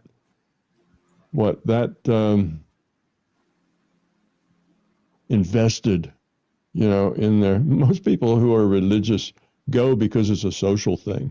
It's where their friends are. They meet, they have dinners, potluck dinners together. They go bowling. You can say it's social, but a lot of it's ingrained into their heads from a young age. So no, it's not just social. It's brainwashing, Tom. Yeah, it's again goes back to this concept that we have to obey authority, and you know, Yeah, I mean, Christ, I remember this didn't last long, but I remember early in my youth, very early, being, scared shitless of the priest, right? It's like, oh shit, this guy talks to God. He's got a, direct freaking bat phone to God. It's like, oh man, he's better than me. I better listen to him. That didn't last long. But the point is it instills a certain belief or fear or respect that these clowns don't frankly deserve. yeah. Go skating. They do things. It's a social club. And, they have to listen to the preacher preach, but they only half pay attention because they're thinking about what they're going to do afterwards and so on. So most people claim to be a member of a religious faith, but the great majority don't take it that seriously, but some do. And the ones that do, if they haven't been very wonderful people, they start to feel very fearful when they die. So that's really what the NDEs are about. It's an experience that people have, and they have different experiences because the system doesn't just give everybody the same experience. It would sound like, they got that experience because they read the book of what somebody else did. It's all just. Yeah, Tom, but there are a lot of patterns, Tom. So, they don't get the same exact experience because everyone's lived a different life, but it's the same type of mechanics, Tom. So I think he's being disingenuous here, quite frankly, Dan. I don't know what science school he went to, but my high school science class was more disciplined in this. I know where he went, Dan. He went to CIA Academy. Ah, yes, of course. Maybe I said too much. Ooh, maybe. All just copycat. It's just, that's a part of the culture. They're making all up the same thing. So there's a lot of varied experiences, individual experiences that people have. But, you can have that experience almost anytime you want. All you have to do is go get a good meditation state, get consciousness, and have an intention to connect with the larger system. And there it is. You've got it. You can have that experience. You can be absorbed into the light and be one with everything and feel that love and feel your connection to everything else. That's not an experience you have to die or almost die to get. It's available. And he's right. He's right. Like this is something that exists. There is training or books you can read to achieve that. The problem is looking up to it is like the end all be all. Like it's like everything makes sense. Like this is the answer. That's where part of the problem comes in, Tom. It's yeah. I mean, Monroe. I've talked about it a few times. I think you and I even talked about it, Dan, where they sell a course where you can pay money to learn how to help other entities, beings that are stuck in between, go to the light. And just to kind of ease everybody's mind about that, it's like the beings that are left behind and not going to the light, they have hang-ups. They have attachments. I would gather that most of us here don't have those attachments. Like, you feel comfortable about who and what you are. You know that you're a true essence being that's eternal. and going to take back control of your life. Well, there is a large, overwhelming percentage that don't feel that way. Like their life was either cut short, or perhaps they're trying to look after their family and they're still way too hooked in to their most recent incarnation. So they remain in the lower earth astral, or, as a ghost, or whatever the case may be, right? But they are not ready personally to move on from those hanging attachments that they had. And a lot of times it could be that, they died like unexpected death, or they died young, or had some sort of crazy health issue that hit them and they didn't expect it, and like maybe their life was going good, maybe they had a lot of land, a lot of money, or maybe they just love their family, right? I mean, there's so many different reasons as to why this can occur. But in that same breath, that has nothing to do with the majority of us who are looking into this, because attachments play a massive role with continuing the cycle of death and rebirth. Anything you want to add to that, Dan? Yeah, sure. And like Buddhist type philosophies that I think maybe originally were right on track, they still hold some of those concepts of not attachment, although I think it's been corrupted in modern times, like everything else. You have to get to that exit point, the outer rim, as Monroe would call it. There's a point where you can get out of the entire system, and the system here holds many different layers. It's not just the physical. It appears to be that there's an entire copy of the physical in the astral. Many copies, actually, where, people actually have jobs in the afterlife, right? Yeah. Like literally, like, using hose, like in a farm, like, like in a field.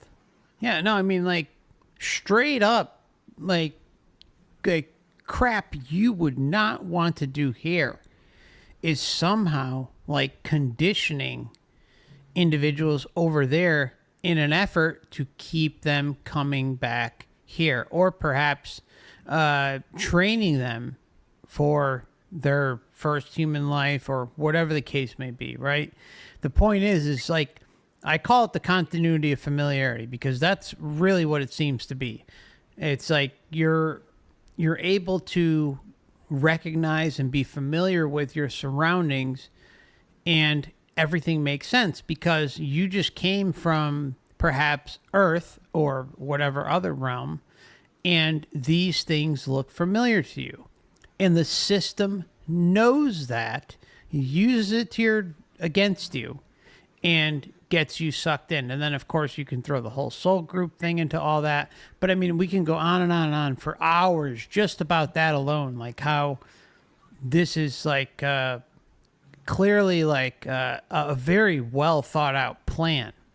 And anyways, it's crazy. It's crazy. Yeah. Yeah. I wonder if, some people would be listening to us right now. They don't know what we're talking about, but there's plenty of data from near-death experience, out-of-body experiencers, that there's actual cities in the astral plane. There's places where people still like do earthly type things, but in a more etheric way. Is that a right way of saying it, Mark? Sure. Yep. But it's like the surroundings are, very familiar.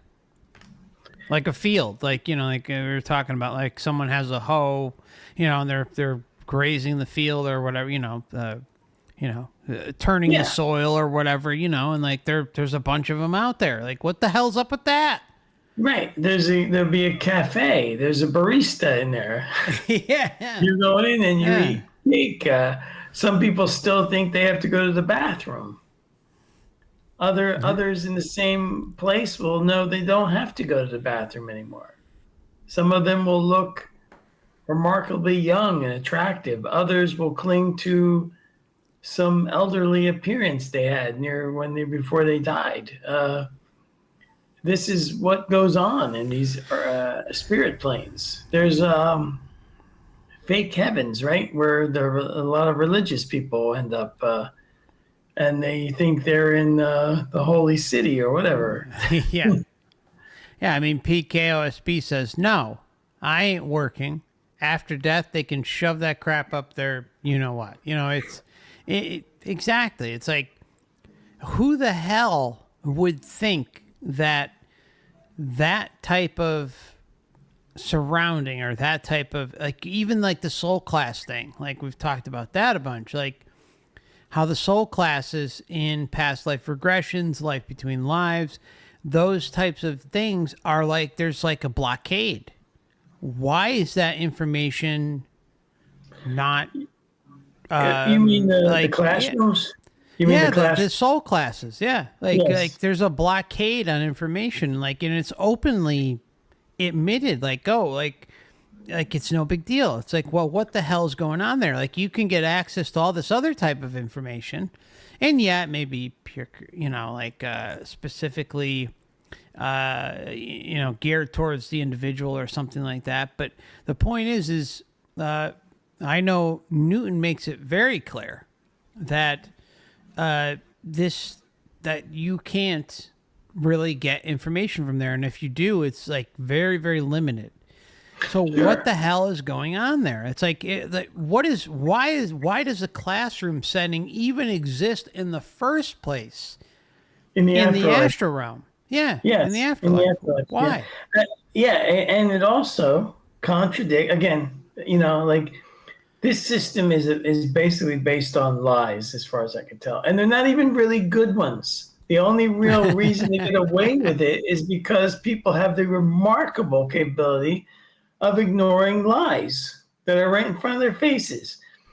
Everybody's heard that's looked into this for even a short amount of time, that people in the near-death experience state, in the out-of-body state, when they ask themselves a question, the answer presents itself almost simultaneously, if not even simultaneously. It's like a quantum state of existence where you ask and you get answered. If that's as easy as information comes to you, what do you need a classroom for? And why do you need to ask somebody else? Like, that's where, like, I have a big problem too. It's like, why do you need to ask somebody else? Like, if you're all knowing and all powerful, or whatever, let's just say all knowing, and you're having these profound realizations, why do you need to ask outside or exterior entities to you for those questions? Why should you even surround yourself with those beings and ask those questions? I find a big problem with that too. Yeah, and like you said, why can't we know, when, like, Newton is asking, why can't we know what goes on in these classrooms? It's incredible. It's incredible. That right there should tell you something nefarious is going on. Exactly. What else do you need to know? Exactly. The all-loving, all-open afterlife, except you can't know what goes on over here, and you can't know what goes on over there, and you just have to listen to us. Yeah, it's mind-blowing. That's what the Buddhists and the Hindus talk about. Their nirvana. They're going to, they have this profound experience of love and positivity. That's what they're talking about. So it's not, you don't have to die to do that. All you have to do is learn to let go. Yeah, now that's their enlightenment. It's not. That's not really enlightenment. That just means that they've learned to control their consciousness to the point that they can let go and become one with things. It's nice, but it's not the end of the road. What's really important is how kind and helpful they are to other people. You can be. Can you believe this? Like, he's saying, oh, well, the thousands of years of, the Buddhists, like, talking about liberation and stuff like that, they're all wrong. Everything's about love. Everything's about how you treat others. I mean, I have such a big problem with this. It's not even funny. It's like, It's like anyone who thinks they can come here and conquer the world and get everyone to see your views is out of their fucking mind. Anyone who thinks that they can fix this is out of their mind. Anyone who thinks that they can fight this is out of their mind. It's like we each come here with our limited perception, and whether you're looking at something that the other is looking at, or perhaps maybe you have a distorted worldview, whether it's parasitic or you're in the trenches of depression. It doesn't matter. Like like you're not going to get through to someone unless they themselves are receptive. So the whole love thing, everything's about love, is just utterly insane. Yes. And, when people say they want to fix this or fix that, that implies that something is broken. Yeah, But it does. But I went through that whole phase, and I came out thinking, well, I don't think it's broken. I think it's designed like this. It's working exactly as it was meant to work. So there's nothing to fix. The correct thing would be, I want to break this, not fix it. But people keep thinking they can fix something that is not broken. Yeah, it's run exactly as you said. It's running as intended. This is the way it's supposed to be. That, and we're not the makers of it. We're in somebody else's creation. Right. To give you a gaming example, one of the most popular games up until recently has been Call of Duty. It used to be massively powerful, and in the last few years, they have stopped listening to the fans and created a game that isn't as good as it should be. And they're the makers. The makers have this game. It has a lot of problems. There's a lot of YouTube channels that complain about it. They would like to see the game fixed. But none of them are responsible for making or fixing the game, so it cannot be fixed because it's designed to work as they made it, and they made it to be bad. Yeah. Along with many other things in society. You don't have any control over it. It's also like why I don't really watch the news anymore at all. If you think about what's going on, you're sitting in your house, you're looking at something, it's terrible, you get upset, you're producing loosh. Probably, right, from the emotions. And in reality, whatever they're showing you, there's a 99.9% chance that there's absolutely nothing you could do about it anyway. So why bother looking? Yeah. No, why bother looking? It's really well said. Be very self-centered and get that experience. It's not only the people who are almost near death that aren't self-centered. You can be very self-centered and still get to that experience and still have a long way to evolve. But that's some of the differences. That's religions create dogmas and beliefs, and then they kind of work toward those beliefs. So anyway, I think that answers your question. That's NDEs. Tom. Now what we're going to get to is the database. So the database has to be created. All right, so I'm going to skip over this segment and head on over to OBEs and, OBEs.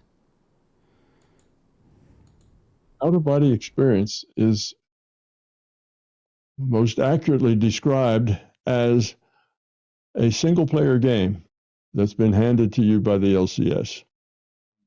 So your reality is a data stream, and that data stream can describe this virtual reality that we call the physical universe, but it doesn't have to. It can give you a data stream that describes something else, and that something else then becomes your reality. Okay. Now, that's the same thing we're talking about in the Mandela effect. You're just getting a different data stream. Now, so if you can use meditation, or you can maybe skip meditation and use your imagination. But if you get to the point that you let the physical world go, and what I mean by that, you ignore the data stream that's coming to you describing this physical universe. Okay, you just ignore it. So you don't process any of that data. Mostly people do that through meditation. They'll get into a meditation state and they will stop processing physical data. And when they do, remember that point consciousness, all you are is a piece of consciousness, aware that you're aware. That's it. Well, when you get to that point, the larger conscious system can, if you want, if you intend to, you can get another data stream where you are out, flying around. You're in places. You're going different kind of places. And you think, well, I'd rather go over there, see what that is. And you fly over there and you see what that is. And you run into people and you interact with them. And, so you have this big experience. It's just a single player game. You're now getting a data stream that's defining a different reality that is not this virtual reality. It's some other virtual reality that's being played for you. And that's all an out-of-body is. That's basically what your lucid dream is. Except one of them, you never lose consciousness. You go from awake in this reality to awake in another reality. And the other one, you lose consciousness first and then wake up and you're in a different reality. You're not in the physical reality anymore. So it's just kind of different entry process for each one, but it both takes you to the same place. Now, the thing about data streams is that you get a data stream. Your reality isn't that data stream. Your reality is your interpretation of that data stream. You get the data, but you have to interpret it. Now, interpreting it has some problems. It depends on your level of fear, your level of knowledge, your intellect, your everything, your emotions, all that defines you will impact and color how you interpret it. And you have to interpret it into things, into metaphors that are physical for the most part, because that's how you think. That's what your language does. Our language is a language that describes things physical. Well, not always. We can describe feelings. We can describe other things. So you'll have feelings. But you have to put it into the same context as which you put your interpretation of this physical matter reality, that virtual reality, because that's where your language is. That's where your thoughts are. And without the language, you can't put your thoughts in any kind of an order to express them. If you can't express them, you can't express them to yourself either. Then they're just vague kind of feelings and things. And wow, that was really something, but I can't explain it. I don't have any words for it. Well, that's because you don't have any patterns already in your system to match it to. So you're lost there. But you match it to some pattern that you've already got. So if you're having a conversation with somebody, you match that to a pattern of a humanoid, because that's what you usually talk to, is humanoid things. You don't talk to chickens, you don't talk to dogs, you don't talk to rocks. So you're having a conversation, you'll pattern that as a humanoid. And if you want to see who you're talking to, you'll see kind of a human shape. It'll have a head and arms and legs and probably be in a robe with a hood, so you don't have to conjure up all the detail unless you really want to. It just makes basically a projection. And so that's what you'll get. But you see, you'll see that as a person, and you're having this conversation. So it'll probably have, a hood and all that stuff and a robe. As if it's like some authority figure over you. Like the robe thing is big, right? Like not seeing a face is a thing. Sometimes seeing red eyes, like glowing red eyes, which, I think is pretty creepy. Like that can be a thing.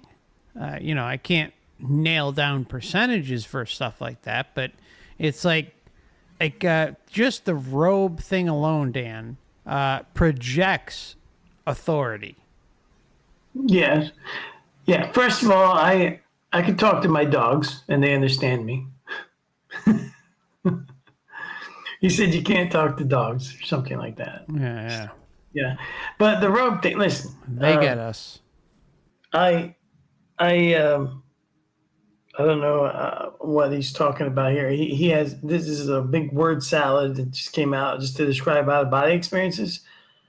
I'm a little confused as to everything he said, but the robe thing. Okay, so first of all, what's good for them is good for you. Again, once you shed your concept of authority in the afterlife, you have nothing to fear. First of all, second of all, you are not bound to your appearance, right? That is simple fact from all the data, right? People can change their appearance to be much younger than they were. You can make yourself a faceless hooded creature. Let's see how they like it. You can transform your appearance into anything you want to be when you're in the afterlife or the astral plane. You don't have to keep your current looks, right? Nope. Yeah. I mean, like, I think where we see that, like, predominantly, or at least, like, on display of epic proportions, is in things like NDEs or breakthrough trip reports, where someone will see their deceased loved one, and perhaps their deceased loved one, at the end of their, physical life, maybe they were going through cancer, or they were old and just having a rough time and looked rough. Well, like, I would say look, let me be conservative. 95% of the time, but I'd say more like 99% of the time, they are going to look, youthful and incredible and wonderful, and it's like it's almost like this is some sort of coping mechanism. Meanwhile, the individual who remembers them, yeah, I mean, they have a lot of good memories of perhaps their parent or their whoever, right? Their brother, their sister, and they've passed, and perhaps they've died. They died of cancer or something like that. Well, it's never, ever, almost never, the state that they looked to be in their final years, right? Or final decades most of the time. Like, it's usually like they're looking young and vibrant and incredible, like in the peak form. Well, why is that? What is up with that? Like, Well, I don't get that, Dan. Do you? My only thing is that most people have, when they're born as a human, they probably have an ideal state of what they would like to be. This ideal state is never attainable. It's usually beyond your body's ability to transform itself into that. Some people get pretty close. Some people are genetically gifted with a lot of attractive features, and their metabolism is just so they, they're the perfect fat to muscle ratio. I mean, some people are just lucky that way, right? So I love to get rid of some of that fat. Yeah, sure. Wouldn't we all? No. But even those people have things that they don't like about themselves. We know this, right? From like actors, supermodels, they still are critical, and they have this ideal image of what they should or what they would like to look like. That's why I think the appearance in the afterlife is totally fluid. So people come out with these kind of like perfected images of themselves because somewhere in their subconscious they had a perfected image of themselves, and that's what it was, whatever they transformed themselves to be. And then they don't even realize that isn't even anything they're limited to. I think they could transform themselves into appear as anything that they would like to appear as. That's on the assumption, though, that's who they are. Yeah, I mean, that's in the assumption that they are who they are, but also like that you could do that to yourself. Sure. I mean, whatever beings you're encountering, that's one thing. I'm saying that you or me in the astral plane can easily, it should be no problem to alter our appearance. For example, people go out of body, it's kind of weird because they still retain the look of their body, right? When they're out of body, they're even in their clothes. Yep. But where is that coming from? It has to be you're creating that, right? You're creating It's like a comfort, like a pacifier. Yeah, so you're still in your clothing, but you actually have no clothing. There's no clothing because you're in a spirit form and in a non-physical form. What are you doing with clothes? Or what are you doing with a human body? Why shouldn't you just be like a energy field or some kind of light orb or being of light or something like that? You're doing that. You're manipulating your appearance for your own personal comfort, I think, because you have an identity with your human self, and So you think it could be more like ego based? Something like that. Not necessarily ego based. I just think that people become aware that after all, if you're out of your body, you're a conscious being that's not in the physical anymore. So why should your appearance should be up to whatever you desire? It should be whatever you want to project. Which would be like peak performance, I guess, or a peak moment in time based on that specific lifetime. It could be, or you could transform yourself into an entirely different person. Like a goblin or something. Yeah, sure. There's no limit. The only limit is your imagination, I would imagine. It's interesting. Well, I mean, it's an interesting thought because if you're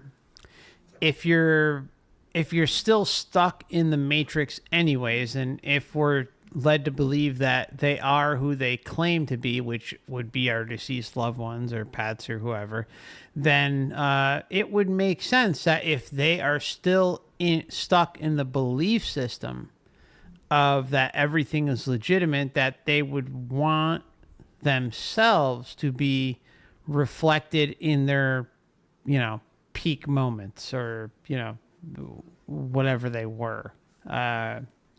That was, I guess, attractive or whatever. Like, just like attractive or just like healthy, whatever the case may be. Sure. It's an interesting thought. I could tell you a sort of a story I don't think I've ever gone into detail about in any podcast anywhere else, a little bit about my past. So when I was younger, I was you had to go to the library. There was no internet.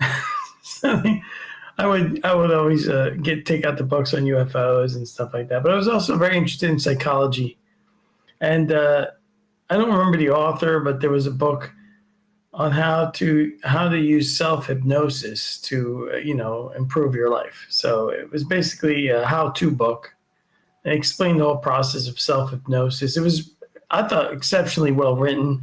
Read that book cover to cover. As a matter of fact, I went back to the library and I used coins I had saved up, dimes, I think, for so many pages back then. Yes, you could get copies for multiple copies for a dime. Back in the 1970s, late 70s, early 80s. The thing is that, I Xeroxed like the whole book to keep it. So, there was no Amazon back then. I was a kid, so that was my way. Yeah, Black Uni asked, I was thinking you might have been talking about the Sylvia method too. Like, does that sound familiar? Sylvia method? I don't remember. I remember it was, it taught me a lot. One of the most important things the book taught me is that the subconscious mind does not understand concepts. If you start throwing things and you phrase them negatively, you're going to get negative results. And if you phrase them in a positive way, you're going to get positive results. So you don't want to just, like, if you're trying to quit smoking or something like that, you don't want to just give yourself a suggestion that I want to stop smoking, because the subconscious really just focuses on the word smoking and you may want to end up smoking more. You understand what I'm saying? Sure. So Sure. you have to kind of control how you word things. So I started practicing. I made my own self hypnosis tapes and cassettes, and I did it for a reason. I had a lot of health problems when I was little. I was constantly sick all the time, and I was trying to get physically stronger, mentally stronger, and so I performed a lot of self hypnosis, practiced what was in the book. Generally speaking, I tried a hypnotist once, but honestly, any external force, any external person was never able to hypnotize me. But I was able to get into these states where I think it was under some level of self hypnosis where it was very interesting. One of the first weird things I discovered was that if I told myself that this session would be exactly 5 minutes long, I would look at the clock before I closed my eyes and started my whatever, however the book, the book had a whole procedure on what to do, how to self-hypnotize. And I would tell myself, I'm going to reawaken in 5 minutes. Well, it was weird. The first time it happened, I thought it was just a coincidence. But every time, within a few seconds of 5 minutes exactly, that's when I would wake up. And so that's when I knew like that this is doing something. It's working. So my main suggestion, and the one that was suggested in the book, which kind of was a coverall for everything, was every day. I still remember it. Every day in every way, I'm getting better and better. That was like a repeated mantra. Yeah. Every day, every way, I'm getting. That's a positive suggestion. The subconscious can't misinterpret what you're saying. And so that was one of the things I did. But the other thing I did was I created sort of like a place where I could get answers. I got this idea from, there was a limited TV series about Marco Polo back in the late 70s, early 80s. It was one of those, back then networks had to run like these things for ratings week. And they would create these big budget productions like the Jeff Bridges, Jessica Lange, King Kong. Remember that one? I remember King Kong, yes. Yes, King Kong. It was made for TV so they could blow out the ratings. I think NBC had that one. The Marco Polo, I think that may have been ABC. But anyway, they would have these ratings weeks, and they highly depended on these Nielsen weeks to be able to generate money from their commercials. And there was this Marco Polo one, and he, in this movie or limited series, he goes to this mountaintop, and there was like a hooded figure. Your hooded figure. It was like an oracle. It was like an oracle. Ask the oracle any question, and you would get an answer. You would get told a secret. One secret to life, ask the oracle. So I created my own like self-hypnosis imaginary place where I was, would go into like this cavern, and there would be a hooded figure there. But in my mind, it was me that I was talking to. I was aware that I was asking questions to myself. The bizarre thing was I would get these somewhat cryptic answers that made sense to me, and they were usually correct. Now, I was really young back then, and a lot of that stuff has left me now. I can't, I'm old, and I can't do that anymore. Back then, it was easier as a child. I think we lose something as we get older. What do you Don think? Corleone, I will leave you now. But it was interesting. And then that I was sort of like meeting myself, or some higher version, or a liberated version of myself. Because if you're right about the eternal stuff, and if a lot of data points to nonlinear time when you're out of the body, then isn't there a point where you're already free of the matrix? Yeah. Yep. And you could potentially interact with yourself in that different state. As long as you don't fall for their bullshit. I mean, like, Yeah, as long as you don't I fall think for the what bullshit. they do is they they have like a full frontal assault with and it's in it all. This is how all this stuff links. Like with deathbed premonitions, so you have like the premonition that, hey, my time is limited, wrap up your affairs or whatever, and then you have deathbed visitations, and then and experiences, and like there are beings, or at least alleged beings, there. And they're always saying like, hey, your time is limited, but we'll be here for you. And it's usually in the form of deceased loved ones, or, maybe perhaps those you need to make amends with. And they're telling the individual what to do.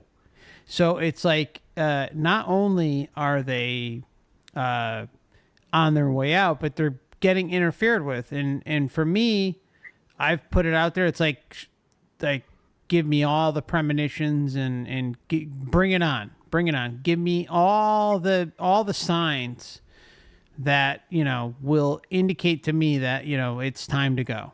My time's coming. Because I call it like the early warning system. You can look at it from a couple points of view. Like, some will say, oh, it's precious and, it's wonderful and this, that, yeah, it's precious in the sense that like it should be an early warning system for each of us to get our shit in gear, get ourselves together and figure out what we need to do for, our family, our friends, or, whoever, so that, their lives are easier moving on. But at the same time, giving us a heads up to, in my opinion, this is just me. Some may feel differently. Like, like if I get those types of systems, I want to be isolated. I don't want to be around attachments. I don't want to be around loved ones and all that. I just want to be left alone. I'd rather deal with someone like a nurse or whoever, someone I don't, no offense, not like I don't care about them, but someone that doesn't have an attachment over me, or could potentially have an attachment over me in that time. Now, some people may feel that that's heartless and horrible and all that stuff, but you know what? Like, that's when the rubber meets the road, right? I mean, it's over. Your time is coming to an end. It's like there's nothing wrong with saying goodbye and letting your loved ones know how you feel and how you want to conduct yourself when leaving here. Now, does that mean you don't care for them and this and that? No, it just means that you're not going to allow their attachment to take over your essence and blind you, whether they're alive or not. And that could be, wives, husbands, children, aunts, uncles, dogs, cats, doesn't matter what the hell it is, right? It's like, just, at that point, if you're getting the early warning system, it's real. Like, if there's some sort of something chirping in your ear, coming in your dreams, giving you premonitions, your time is coming. That's where all the data points. Like, so in my opinion, we should embrace getting that information and allowing that information to come through to us so that we can make better informed decisions, so that we can say our goodbyes in the moments that we need to, leading up to our actual death. Perhaps I went off on a tangent there, but it's that's how I feel. I feel being left alone in the end is probably the safer thing to do, because you're not allowing others' exterior energy to influence you. I mean, Yes. It sounds messed up, but that's how I feel. I mean, if you're at the end of your ropes, like, look, if you're on your way out anyways, what the hell does it matter? Say goodbye and call it a day. I mean, it sounds heartless, but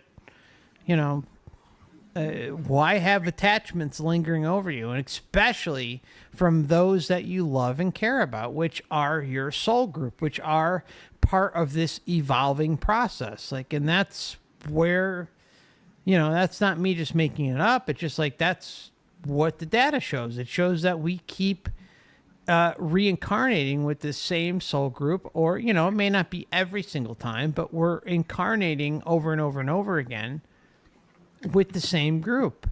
And if they're not ready, if our loved ones aren't ready to move on, then Dan, you know, that's their problem. I hate to be heartless, but that's really their problem. Yeah, well, I think that your way of looking at things was probably more closer. I'm just guessing here from the current state of like the Eastern philosophies, where their non-attachment principles, I think, have become out of control and completely ludicrous. But I think early on, because all these things probably start off with very accurate information and then they get corrupted by the system. Early on, and that sounds like a more correct way to view unattachment. The way some of these people view it in the present day in some of these philosophies is that you have to become unattached to your current living loved ones. Mm-hmm. I think that's insane. But after, when you're that close to death, I think you have to be ready to move on, because if they're not ready to move on, they're going to anchor you here. Yeah, I mean, like, you don't want them, I've told those, you know, in my close circle, like, I don't want you, doing memorials and this and that. I don't want you concentrating on me if you can help it. Like, now, it's easier said than done, right? I mean, we have those that we love and care about and all that stuff, but, it's like, just forget me. But, it's easier for us to say from the sidelines than it is for those that we care and love for and that we've had relationships with to process or be able to initiate those types of directives, I guess. Yeah, sure. I mean, some people are just not going to be able to follow those instructions. Yeah, but we'll be long gone before that anyway, so. Yeah, exactly. So, but yes, yeah, totally, yes. So, I mean, that's how you get out of here. Yeah, of course, if somebody's just equally willing to get out of here at the same time, that's fine. But most people are kind of stuck here. Yeah. So true. And then you'll say, oh, I went to some place and I met this guy, George. And George told me all kinds of interesting things about where he lives. Okay, well, basically, the reason you saw George the way you saw him is because that was your best pattern match for somebody who will talk to you. George may have been a three-headed giraffe or something, but you wouldn't have made that match. You wouldn't have interpreted it that way. So it's your interpretation of the data that you get. And your interpretation is colored by all kinds of things. So how do you get better is you develop the skills, again, that detaches you from all that stuff that's yours, from all that fear and ideas and beliefs, and you try to get rid of all your beliefs, try to offload all your fear, and try to get as clean as possible. And then you want to be in a detached state where you're not thinking of anything and your mind is clear. And now your interpretation will be closer to what the data actually was giving you. You see? So again, there's people who are good at it and very good at it and not so good at it, but everybody thinks they're good at it. Everybody thinks that what they saw, that's what was there. There was this guy there and he had this robe on and he said the most amazing things. And here's what he said. They'll say that, but you have to realize that's their interpretation of what they got out of the data stream. If that data stream gives you things that you've got no pattern match at all for, you probably won't even remember it. Well, yeah, but what if it's someone you love and care about for? So, like, I don't think it could be easily discounted. I don't know. I mean, I guess it depends who you're running into.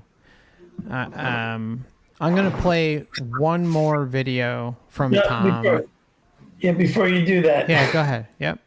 I just want to point out that Tom Campbell here has just said that the Matrix lies. I just want to point that out. He has just said that the Matrix will project somebody that isn't who you think they are because it's a something useful for itself, and he has just said that it lies. Yeah. Well said. All right, I think this is the last one. It's a short one, and then we're going to wrap things up. So this is Tom Campbell talking about Lush and Bob Monroe. So let's hit it. We may have covered this one. So Bob didn't have a concept of the larger consciousness system and how it might interact and relate to an individuated unit of consciousness. That was not part of his mindset. He didn't have that idea. And with so Bob basically, Dan, Bob was, he sucked at what he did.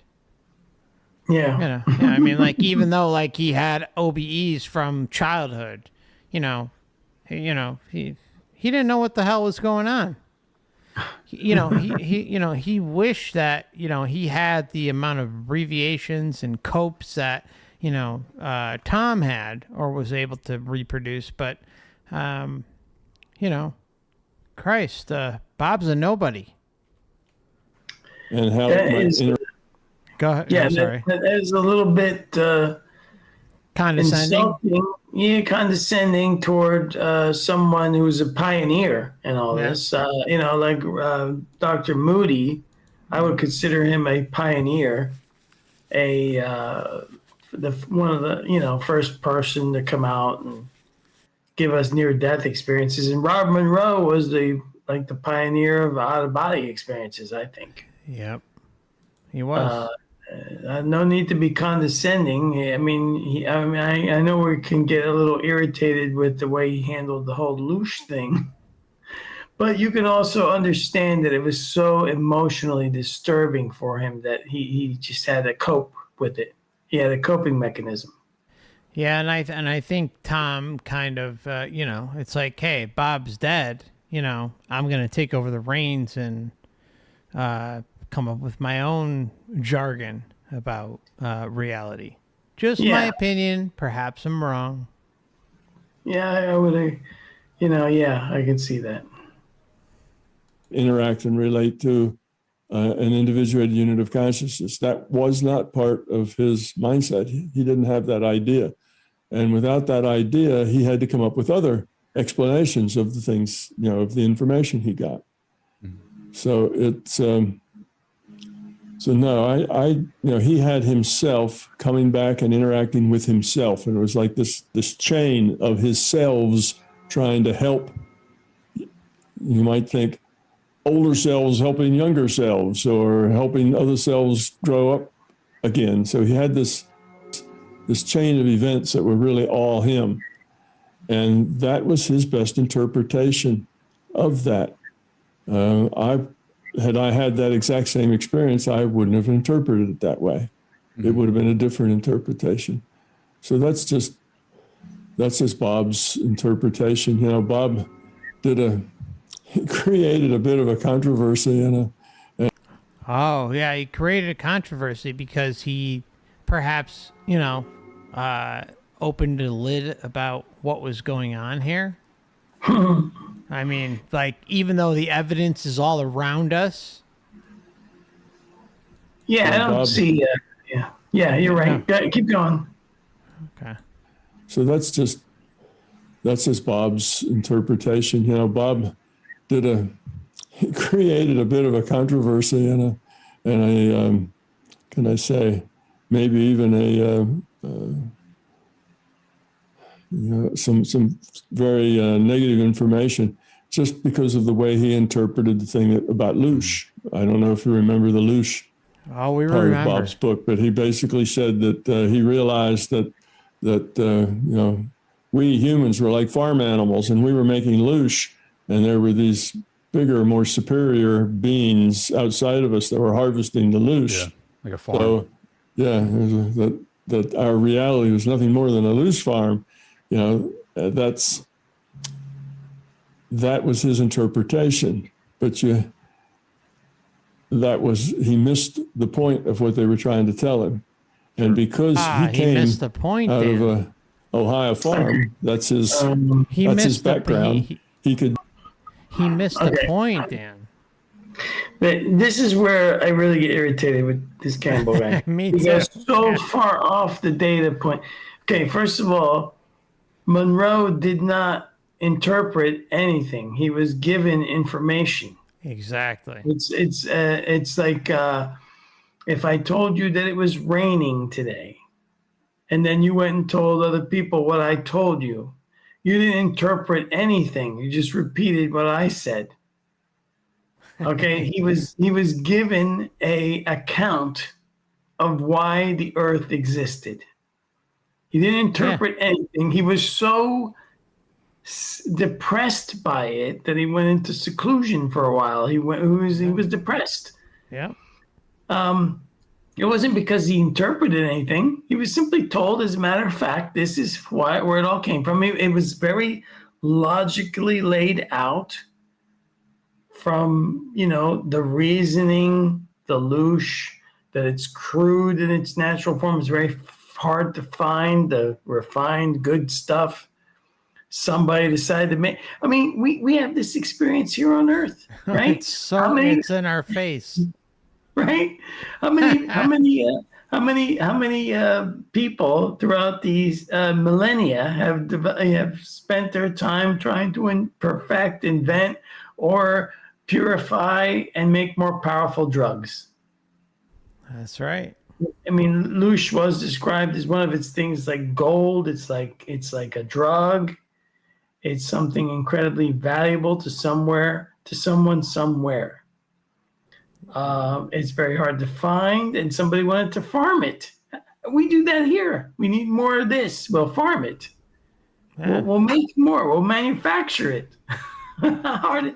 It's not interpretation. There's no interpretation. I don't know where. The examples are all around us. Yeah. Yeah, I think KSP really nails it. It says pure gaslighting. Yeah. It is That's my gaslighting. opinion too. Yeah, it's gaslighting. Yes. If it's not, he's gaslighting himself. Yeah. The point of what they were trying to tell him, and because he came out of a Ohio farm, that's his background. That was a metaphor that he could, that fit his data, but it was just the wrong metaphor. What he was being told was about the larger consciousness system and us, and we are lowering our entropy. We're increasing the quality of our consciousness, and as we do that, wow. I mean, can you believe the spinning that's going on here? Incredible. Where on earth does that information? This is what I mean when I compare him to Zecharia Sitchin. Where on earth in the Lush account? I have the books. I could reread them, but I read them more than once because they were fascinating to me. Where did he just get that information? Yeah, nobody. No. Nowhere. It applies to his books. That's the difference. Bob was referring to the entropy system, guys. Oh, that's what he was referring to. Yeah. It's funny because I don't remember reading about that anywhere in the book. It's not on one page of his books. I don't even remember. I did not see any information that you could infer that from. I mean, wow. I know. It just kills me. That's his background. That was a metaphor that he could, that fit his data, but it was just the wrong metaphor. what he was being told was about the larger consciousness system and us. Yeah. And we are lowering our entropy. We're increasing the quality of our consciousness. And as we do that, the larger consciousness system, that's the big guys up above, the larger consciousness system, it's evolving and growing too. And as we evolve, it evolves. Yeah, So it's that's the really picture evolving. that he was getting of the larger consciousness system and us all evolving together. And we at our level are lowering our entropy, but that helps the system lower its entropy as well. And that the system created this virtual reality for us just so we could evolve. Okay, can you stop for a second? I know, it's unreal, isn't it, Dan? It's This is just really- unbelievable. This is blowing my mind right now, because I defy anybody who just uses normal language comprehension, whatever translation of Monroe's book you happen to be reading, if it's English and you're using just English comprehension, reading comprehension to read the Lush account. You tell me, you show me in that text what he just spouted is coming from. Yep. No, well said. Well said. That is ridiculous. That right there should make Campbell like a complete dunce. No, but Bob Monroe was wrong, Dan. Bob Monroe didn't know what he was talking about. He was talking about the entropy system, bro. That's what he was talking about. See? Because that makes absolutely no sense with what he reported.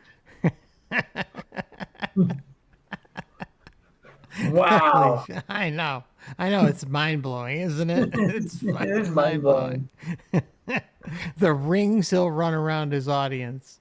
Eyes up above, the larger consciousness system, it's evolving and growing too. And as we evolve, it evolves. So that's the picture that he was getting of the larger consciousness system and us all evolving together.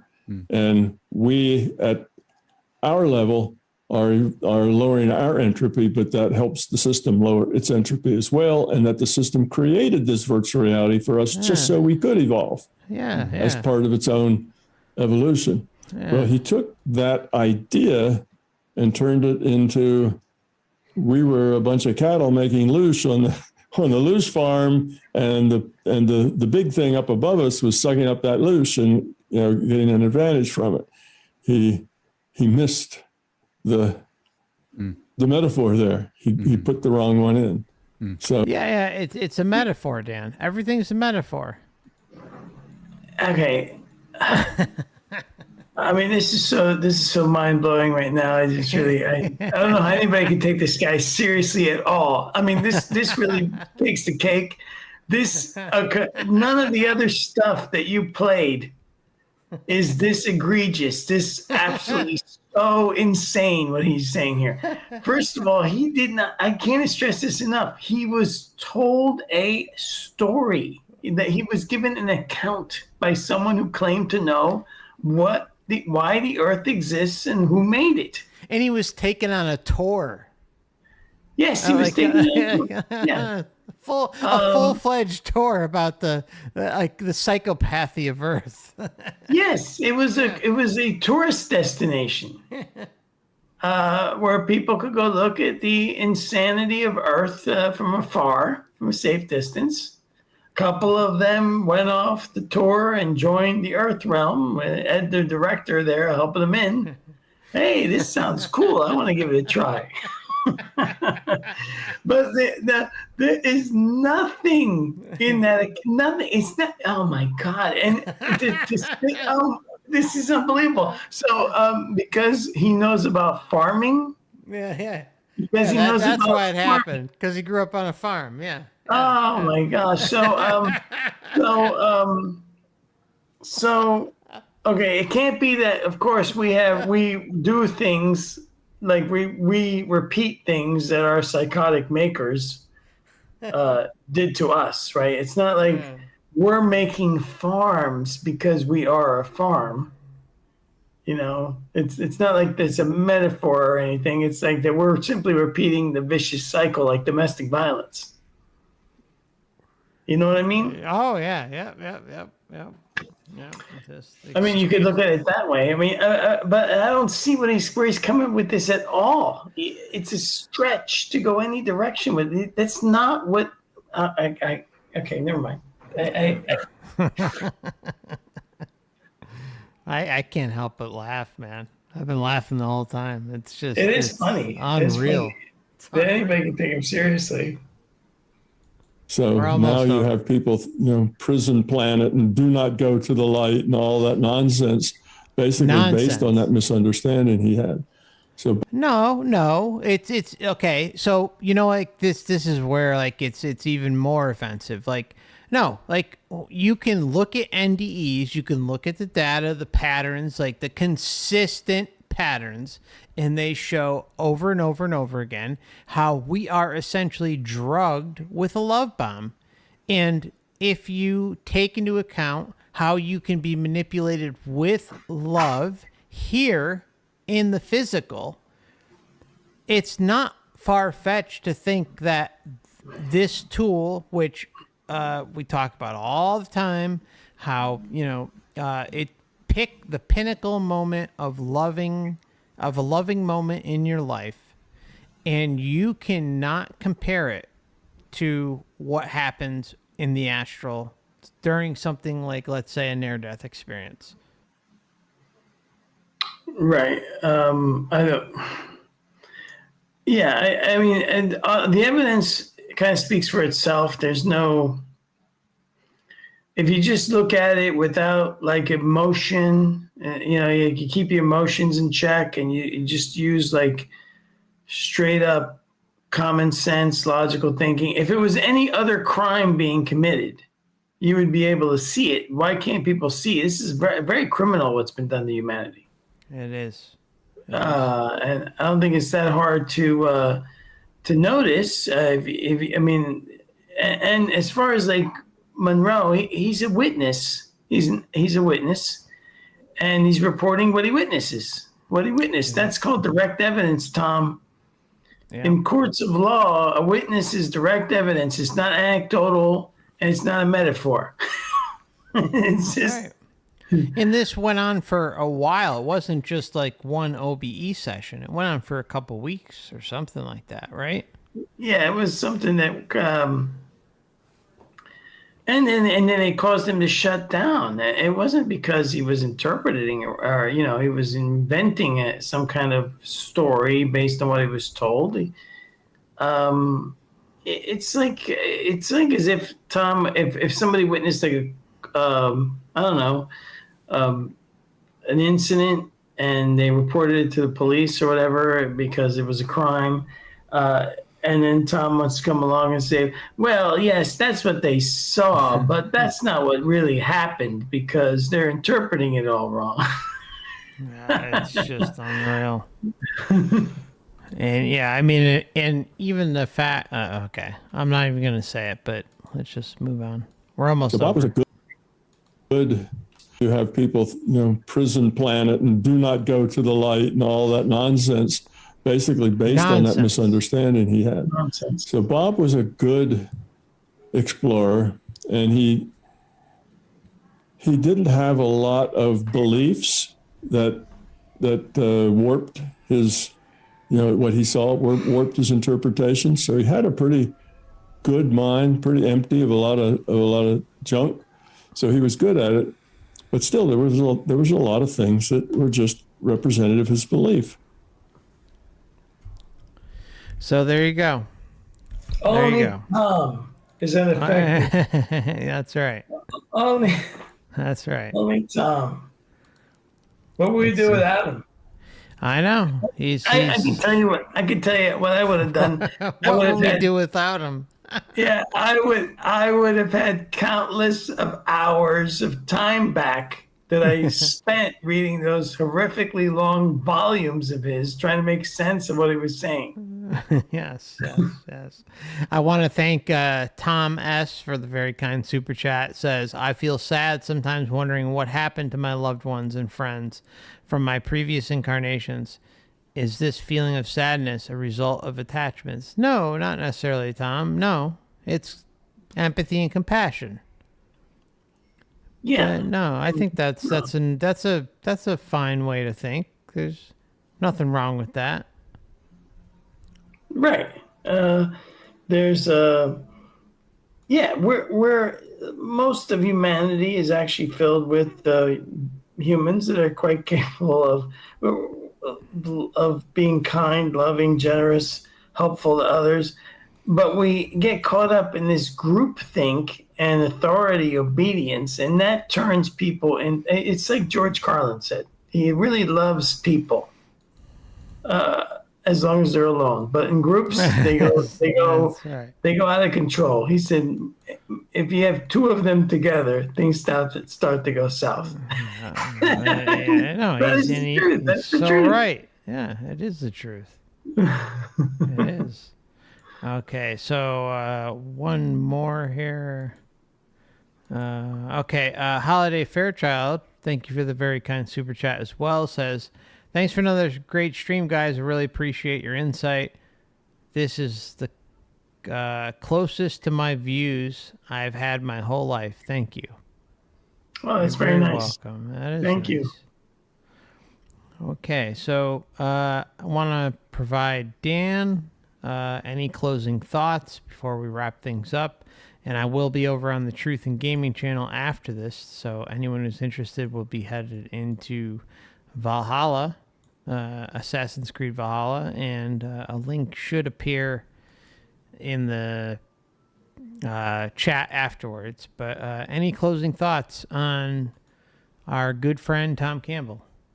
No, I think I said my piece with Tom. I really want to thank you, Mark, for having me on. And I really appreciate everybody out there that, was so kind and sent me all those positive messages. And I hope I don't have any setbacks, but right now I haven't felt this good since I don't know when. I've got my medicine sorted out. I'm trying to get physically, rehabilitated. Obviously, you can tell I have a lot more energy than I had recently, where I was barely able to stay with a podcast for more than 45 minutes or an hour at the most. I had a really great time tonight, and I really appreciate everybody out there that takes time and interest in this kind of stuff, because we're a very small community in a very large world of belief systems that don't want to discuss this in a kind of sensible way. Really, really well said, Dan. Really well said. So, thank you, everybody. It's been fun. Thank you, Dan. Thank you, everyone listening over on Dan's channel and my channel on Odysee, Rumble, and YouTube. Appreciate you all. I know Dan is going to be opening up a Rumble channel in the near future as well, and also putting out some more regular podcasts, so be on the lookout for that. And don't forget to check them out at I was about to say Wayne Bush's channel, trickedbythelight.com, but check out Wayne Bush too, and check out Dan at overwatchproject.com. And he also is Overwatch Project on Odysee and Overwatch Channel on YouTube. You can find the links to those in my description. And if you're interested in supporting Dan's work, you can also find donation links as well. So thank you, Dan. Thank you, everybody. I appreciate you all. And look forward to catching up with you again soon, Dan. Thanks for coming on. Thank you. I'll talk to everybody later. Have a good day, good night, whenever you happen to be listening to this. Bye, everybody. All right. Good. Take care, everybody. And maybe see some of you on the gaming channel shortly. Thank you. Yep.